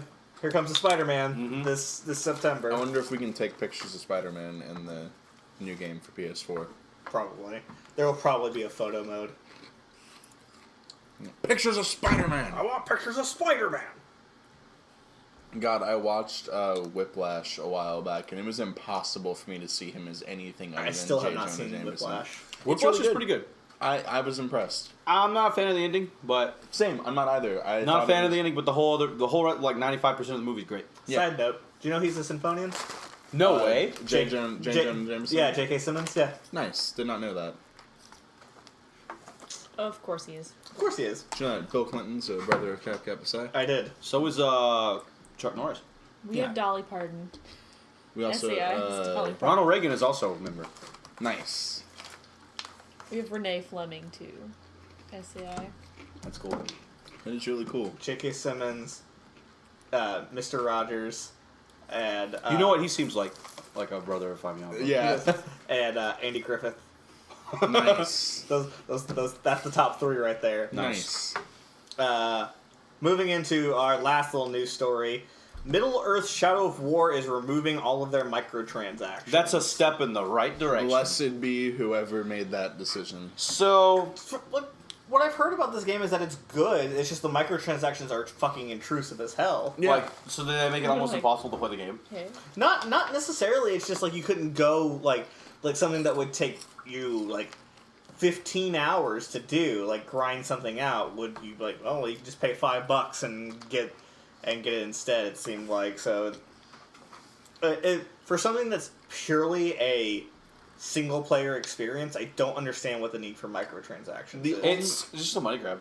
The only microtransactions I think should be in single player games are like aesthetic microtransactions. Exactly. Even at that point, like single player games, to go as far as to put microtransactions in a single player game, Yeah. like the only time you should ever do that is for maybe aesthetics. Honestly, I really can't think of any other reason why. I really can't. Yeah. Or even like, for example, what Nintendo did with Breath of the Wild, they could have totally made the Switch T-shirt microtransaction, but they didn't. Mm-hmm. I don't know. I'm glad this is happening. Yeah, I mean, I like Shadow of Mordor. I kind Really of got solid. I heard game. they're both very good games. yeah. It's like a Assassin's Creed game, but good. Oh, okay. I mean, yeah, it seems like it takes the good part. Going Like for blood. takes No, I love the Assassin's Creed I know. games. it takes like the assassin element and stealth elements of Assassin's Creed and mixes it with the combat elements of Arkham. With some tasty Middle Earth. That's lore. cool, man. Yeah. That's awesome. Yeah, they're solid games. They're also they're solid games, but you have to take into regard, like, keep in mind that just don't keep any of that lore or anything Lord of the Yeah. Rings or Hobbit related. Just take that out of your mind Play because the game. Just play the game. just play the game. It is like fanfic, pretty Yeah, much. the lore's not really canon, but it also fine. doesn't screw with anything really. All right. Right, it's weird. Yeah, it's not canon, but like it doesn't change any of the canon. I will say my biggest complaint about the game, the main character is boring. Is Oh, it- absolutely, yeah. His name is Talion, I believe. He is generic white guy protagonist. So he's rich, really strong, very fit, Tragic backstory. Tragic backstory, immensely successful. Gets infused with some supernatural power. Yes, the supernatural power in this instance is a lot more interesting than he is. Yeah. Yeah, it's a So are you wraith. telling me I would not like Oh him? yeah. I Yeah. remember my friend telling me about that. Pretty much. And you can Okay. like blink around and The- That's pretty cool. yeah. The game itself is fun. Yeah. It's a cool concept. Lord of the Rings is neat. But Ton of replay value. yeah, there's a lot of shit to do. The Nemesis system is very interesting too. Yeah. So basically, the concept of the Nemesis system in the game is, you're trying to work your way up, infiltrate Sauron's army, Yeah. basically, and get an orc that you recruit into like the higher ranks of Sauron's army, so that way you can find out more about his captains. That's cool. So that way you can get in and kill his captains, thereby drawing out like the big guys, like his right hand men. Mm-hmm. So you either do that by finding out who these characters are and assassinating them, get your own guy in there to like kind of infiltrate the ranks. You can figure out what you want to do with it. Yeah. But then there ends up being this nemesis system on top of it, where it's it's usually like one of the first few guys that you kill ends up becoming your nemesis. He gets brought back to life somehow. Oh my god. When you used your powers to attack me, it brought me back to life too. Now we are enemies, basically, kind of thing. So he'll keep on coming. He'll track you down across nations, like new things about him. Like he'll adapt how he plays and how he fights based on how you play and how you Yeah. fight. That's interesting. And And they really went all out with it in Shadow of War. But then, like, once your nemesis gets eliminated through a series of... I don't really know the best way to explain it. Like, he'll be replaced. Mm-hmm. Right? That's how it... Well, usually he'll keep on coming back, Oh, too. no, yeah, sorry. I was thinking of the chain of command system. Yeah, that's how the chain of command kind of happens. But then, like... If you kill someone in the chain of command, you, like, watch it file back through. Yeah, you're constantly watching the chain of command go on. That's cool. And you're making, like, targets, like... I heard about one person's experience with it in Shadow of War, because they really expanded on it in the new game. Yeah. And it was, like... Somebody chose an enemy to go after, like, targeted them in the menu. Yeah. And then, after coming out of the menu, walked, like, 5 steps, and then that guy showed up, he's like, so you're coming after me, huh? Well, I'm coming after you. Like, it's got, like, that very meta bullshit. Jesus Christ. I was just like, alright, I guess we're doing this right here, right now. Starting off this game real fucking strong. Right. Amazing. So it works with a really cool concept like that. It's just I heard the microtransactions really sucked a lot of the joy out of the game, just because it felt like every moment it was like, okay, you want to throw some money our way? You could get through this if you pay us. So I'm glad that they're taking it out of there. Didn't need to be in there in the first place. So I would agree. Glad that it's leaving. So that's it for the news this week. Everybody good? Anybody need to use the bathroom? Nope, I'm good, man. Move on right into the rotating segment? Yeah, let's go for it. Charge forward. So, as always, we have our weekly rotating segment. If you have a question you want to propose for the mysterious weekly rotating segment of the podcast, you can go to ydnerd.com/contact. That's ydnerd.com/contact. Or you can let us know in the comments. Yeah. True. Send us your questions, and we'll shout you out here and see if we have a good answer for... Or I'll put Kyle's address out there, and you can just show up. Yep. Just I'll show up. Put a ransom note style letter in my mailbox. Like, clip out the letters. Just like, do it. Like, what? I don't even know. Talk about new Pokemon game ideas. Yes. So, this week's question for the rotating segment. What game is in desperate need of a reboot? Now, I want to clarify this question for a second before we kind of get into it. What really made me think about this was, so we had a new game come out last year called Prey. Mm-hmm. Yeah. This isn't the first game named Prey that has ever existed. They acquired the license from another company who had made a game called Prey that was not very good, and then this game was a lot more well received. The new God of War game comes out this coming up week. And even though it's technically like the 10th game in the series or something like that, for all intents and purposes, you could play that game without having played any of the other God of War games, and you'll have a good time with it. Cool. And in a way, it's a kind of a reboot. So, what game do you think desperately needs that kind of treatment? Swank, I know you were real excited about this topic. Excited and kind of depressed at the same time because I know it'll never happen because the license to Rare games are everywhere. Rare? Yeah. But stop. No, I'm saying Rare because Rareware. Oh yeah. We need more Banjo-Kazooie. Yes, I was just thinking about that. We need new Banjo-Kazooie, and we don't need that shitty nuts and bolts game we got. Yeah. That's not Banjo-Kazooie. I know we got that's trash. Ukulele. That game was garbage too. Is it? Yeah. Just hand I them heard a it trash wasn't can. garbage, it was just very middle of the road. Banjo-Kazooie. The writing's really bad in Ukulele. The gameplay doesn't feel fluid. Mm-hmm. I don't know. It looks like they opened up Unreal Engine 4 and like put their game in there, but then they never like tweaked it at all. They're just like, all right, here's this game. Well, you tap the control stick and you like fly forward. Yeah. That's sad. It very much so feels like the entire game is in a test level. Damn. But, oh man. Dude, I was just thinking about that. I Banjo-Kazooie. read the question and I was like, alright, I gotta think of something. Banjo-Kazooie. Banjo-Kazooie, we actually did that for our game of the month. It was picked as the game of the month. And playing through it, because I never beat it when I was a kid, because so you know, like, when you're really young and you try to play a game and it's just too hard because you're too young? Right. That's how it was for me. And I'd get through it, and I was going playing through the game. I'm like, because I would watch my brother play it too, but I would only watch him play certain times. Going through it and actually playing the game for myself was like playing the game for the first time. Yeah. Because one, it's been since I was a kid since I played it.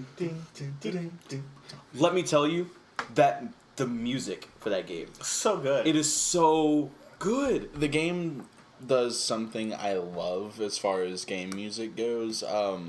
It's one of those games where, like, say you go into a world and you hear this charming theme start, and you're walking around the level, and there's a section of it, you see, like, water and a tunnel under it.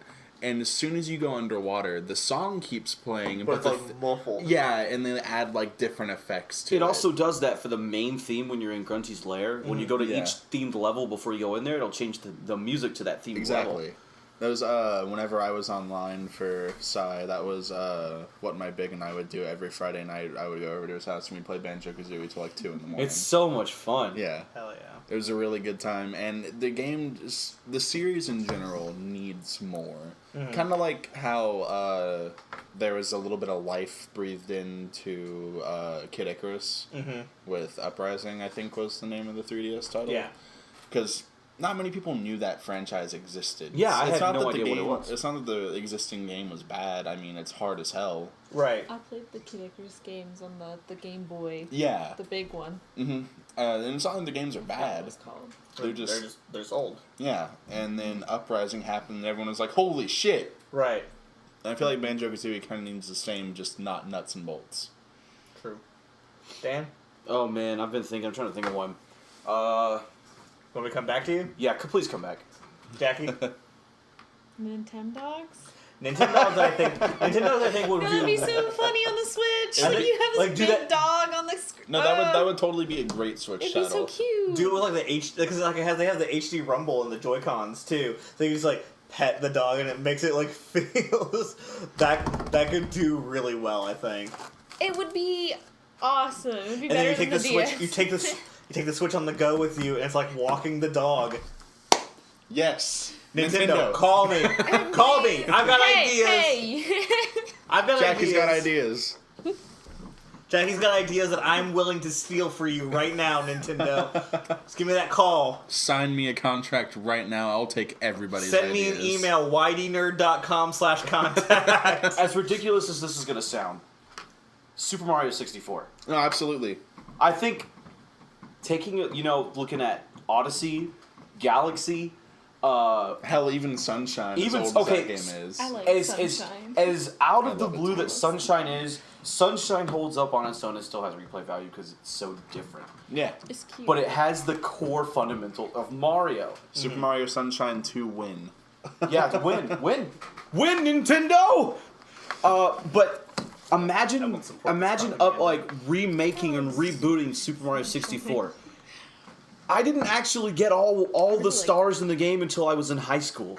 And when a grittier, darker reboot of Mario shows up, he's got a gun in his Can we hand. have another Paper Mario? And he's like, not Can we have another good Paper Mario? Yeah. Mario knocks Thousand on, Years Door was good. First Mario one was knocks good. on the door to an apartment in New York. He's like, yeah, it's like to go to his drug dealer. And they're like, who is it? It's a me. It's a me. It's a me, a Mario. Mario. Cat. It's a me, a Mario. God, but no, A good Paper Mario. yeah, because Paper Mario for Nintendo 64 was really good. Thousand Year Door was, in my opinion, probably the perfect example of a sequel. It I just, liked that it one a took lot. everything Paper Mario did and did more of it. And then the next one, we were like, Yeah, and then Super Paper Mario happened on the Wii, and we were like, okay, this oh, isn't thanks, I bad. guess. Like, this isn't Thanks. bad. And then, what was it? Sticker Star happened on 3DS. And then everyone was just like, ooh, come on. He's like, you need a good Paper Mario. Because Thousand Year Door was a fantastic game. I liked the part where you go and fight the Yoshi. Have y'all ever played Cell Damage? No. No. You've never heard of Cell Damage. No, tell me about Cell So Damage. okay, Cell Damage. There's like a Okay, I feel like the 9 people that are gonna know about Cell Damage, they're gonna be thinking, "Oh my god, I forgot about that game." So Cell Damage it's a party game in the sense that you all pick a character and you're all in these cars and you're all driving around and the objective is just to kill each other over and over and over, and it's all completely cartoony. and there's all these different characters and these different worlds, and each like special character has their own world, and the more you play the game, the more items you unlock, and if you beat like a certain boss or somebody or character, you can unlock their boss weapon, because each character has a special weapon. Okay. Like This looks very familiar. the lady with the pink car, I think it's a pink car, has a dynamite crossbow that if you shoot at somebody and you hit them with it, Boom. yeah, it waits and then it blows up. The guy in the bulldozer has a hammer that you smash people with. It doesn't kill them, but it gives you a lot of points. Nice. I forget what some people have. Some people have. I like this art style. The art style is very cartoony. The characters have lots of funny names. That's actually really cool. It's a great fun party game with all these different settings. Like you can only do one of only one weapon, or you can do all fists, where you just punch each other. Like you get mechanical fists that punch the car, and you can send people flying off That's the edge. amazing. There's a harpoon gun, where you can harpoon people to walls. That'd be real cool. The game, honestly, it's a fun game if you knew about it. Mm-hmm. Otherwise, you wouldn't really actively looking for it. But I think if they rebooted it to like the Switch or something, I think in a world that's so focused, it's like in an industry now that's so focused on like Twitch and like streaming related games, that could be one that is like that would do really well. Yeah, absolutely. I would be so much inclined to actually get Cell Damage on like an emulator or something, so we could all play it. That'd just be so so you guys fun. could like finally experience it, because it's a game it's a game I've like no other I've ever played. And it's not like, you know how there's the Twisted Metal game where it's like death and destruction. Mm-hmm. It's like that, but for kind of for kids, but at the same time, the characters are very adult. Like the devil, Cinder, he's very filthy. He's very he has no manners and stuff like that. And then like there's a Brutus. It's either Brutus or something else. He's a bull, and he's super southern. And his I think his name is like something having to do with meat or something like that. And his special weapon is cleavers that you throw at people and you can cut their car in half. Nice. And it's just funny. Each character has like their own voice lines, and each of them has like their own intro videos. Solid. Like there's this one girl, like this emo girl who drives a tank or like a giant armored car, and her special weapon's a mortar. Okay.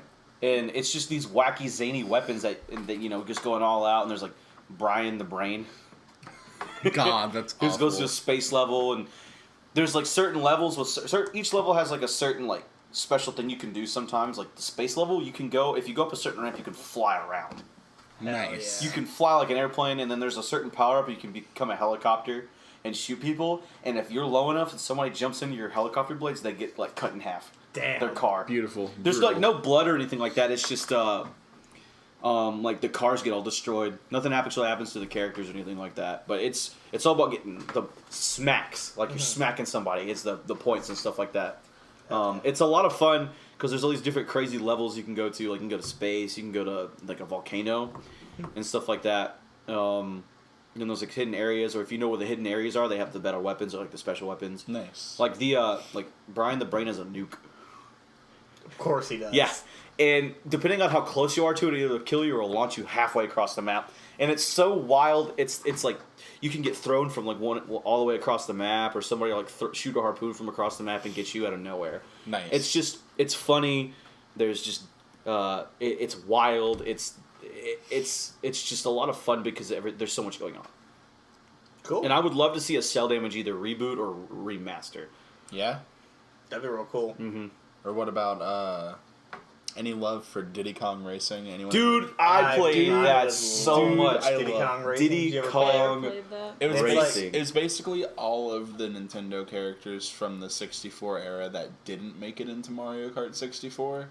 It was like off-brand Mario Kart. Yeah, but Yeah. Like, you have carts, you had planes, You had, like, boats. you It had was hovercraft. Great, yeah. Oh, it was so good. And Fucking wonderful Whiz time. Pig. Whiz Pig. Oh, that man. was the big bad guy. I remember my brother was losing sleep about that guy, like trying to beat him as a kid. My brother would be like, "Man, I'm about to beat him." That dude fucking cheats. But He does cheat. But all of the modes are so fun in Diddy Kong Racing. I would love to see that game get some attention as well. Plus Conker's on there. Yeah, But Conker is like super tame. There's Conker, Banjo. Yeah, it's like an E-rated game. Yeah, there's Conker, Banjo, Diddy Kong.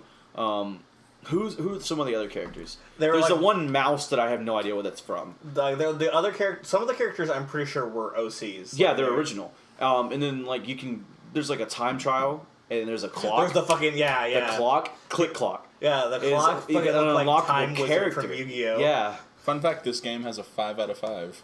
that's incredible. I believe it. It's a very good game. It's very good for being the N64. Came out back in November of '97. I would love a I Diddy. was a year old. I would love a Diddy Kong Racing reboot. That'd be so fucking. I was 3. 1997. An enhanced remake for the Nintendo DS titled Diddy Kong Racing DS was released in 2007. No way. That sounds familiar. I didn't even know about that. Let's see if it's bad. I'd play it if it's good. I'd play it. But see, Super Mario 64 DS was terrible. Yes, it was. Really? Yeah, the controls are. You know what was fun though? The mini games. Yeah. This game also has a 5 out of 5. Wow. Wow. Wow. Well, looks like I know what I'm doing. Man, Diddy Kong was a lot of fun. I own Diddy Kong. You know what also would be a own pretty Diddy cool. Kong himself? I thought that was Nintendo license. No, it's mine. Sorry, Nintendo. It's mine now. I guess he's got to take off the hat now. Oh yeah, Donkey Konga.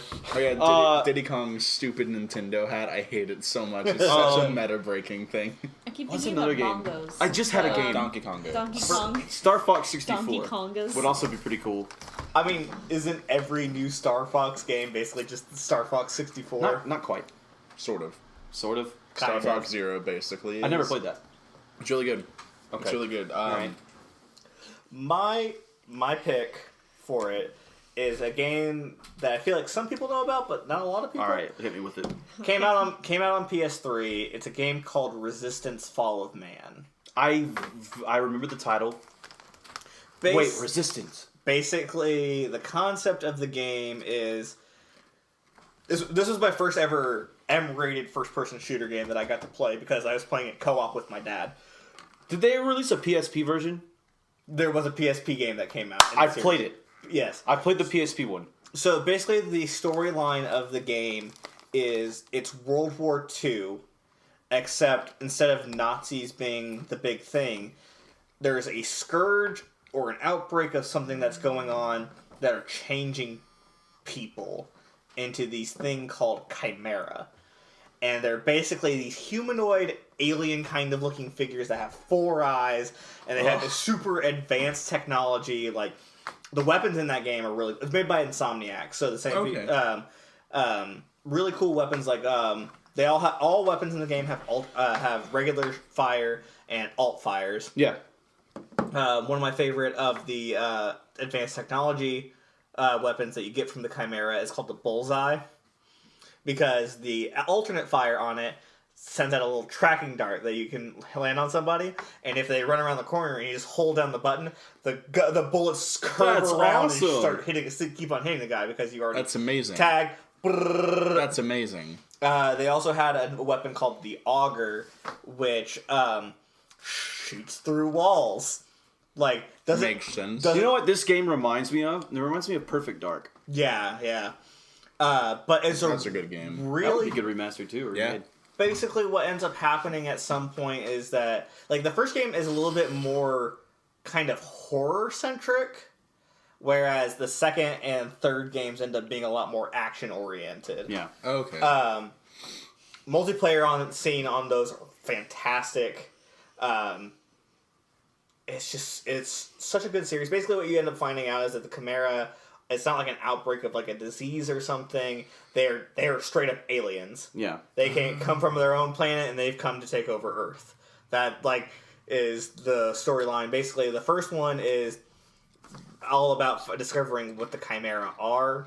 The second one is like the actual heated war between humankind and the Chimera.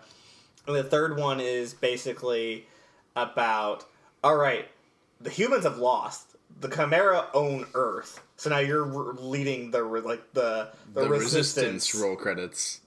To take Earth back is basically what it is.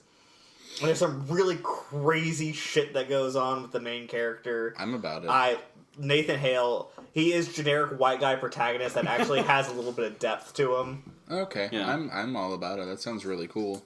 But by the end of the second game, this game is old at this point, so I don't feel bad at sharing some details. Hold on. We gotta see how long ago. You said the second one? Yes, Resistance 2. It's a PS3 game. Okay, well. I'm pretty sure it came out in 2011. 2008, it is 10 years old. You are free to talk about it. 2008, really? You are free to talk about it. It's 10 years old. Okay, so basically something that happens to Nathan Hale in Resistance. It's either near the end of Resistance 1 or near the beginning of Resistance 2. He gets infected, turns into a Chimera, and basically goes to betray his unit at the end of Resistance 2. And one of his squad mates ends up shooting him in the head right as they make it onto the Chimera's home planet. Nice. It's basically how that one ends. So you end up playing as that guy who shoots nice. the main character. That's crazy. In Resistance 3. Leading the front. I never got to play Resistance 3 because I was by the time it came out, I think I was really invested in my 360 at that point. Mm-hmm. And so my dad played through Resistance 3 on the PS3, but I never got to play it with him. But so I need to go back and play Resistance 3. I'm still waiting for the day that PlayStation, at the PlayStation conference at E3, they're like, all right, Resistance 4 coming out this year. And I'm like, fuck yeah! Resistance Remastered Trilogy. I'm all on board. Let's do it. They really upped the game from Resistance 1 to Resistance 2 as far as multiplayer goes, too. Because, I think the most amount of people that could be in a game on the first one was, 16. Wow. And then the second one, it was, 48. Or, 64 or something. Like a huge number, at that time. Yeah. Jeez. So it's just yeah, this is good shit. Fun fact, Resistance 2 has an 87% on Metacritic, and you can get it for about $6 on eBay. It's a good game. It's a good game. All of them. I haven't played the third one, but it's probably a good game. Let's find out. Let's look at some... Probably not good. I know that's when they were really pushing the thing where you could put the move controllers in to make it a gun and you could use that. I know they're pushing that. 83%. Okay, that's not too bad. Yeah, the first one has an 86%. Yeah. So these look like solid games. play Resistance. It's better than Killzone. Ooh. It's a better Killzone. It's a better first person franchise than Killzone. And I will stick to that. I played Killzone on the PSP as well. I haven't played too much of Killzone, but didn't like Killzone Liberation, I think is what it was. Yeah. But let us know what you think is in desperate need of a reboot over on our comment section or over at ydnerd.com/contact. Again, that's ydnerd.com/contact. Also, every Pokemon game needs to be remade into the Omega Ruby engine, in my opinion. Every Pokemon game needs to just be melded into one and then put on that little card, and then let me put that in my Switch and take it on the go. I've thought about this, okay? I've planned it out. Lay it on me. Okay, well, so have you played Generation 2 Gold, Silver, Crystal, or Heart Gold? Okay, so you know how, whenever you go back to Kanto, the leveling's kind of screwy? Yeah. There's not really much of a difference between the gym leaders other than, 3 or 4 levels. Mm-hmm. So what you need to do for this massive 7th-generation Pokemon game is each time you finish a region, whenever you go to the new region, you can't use your team from the old region until you've beat the champion of that region. That's exactly what I was thinking. And and as far as wild Pokemon goes, it should until you beat it should be how it is in the games until you beat the champion. It's the regional dex. Yep. And that way it makes you actually get used to these Pokemon and get attached to your team.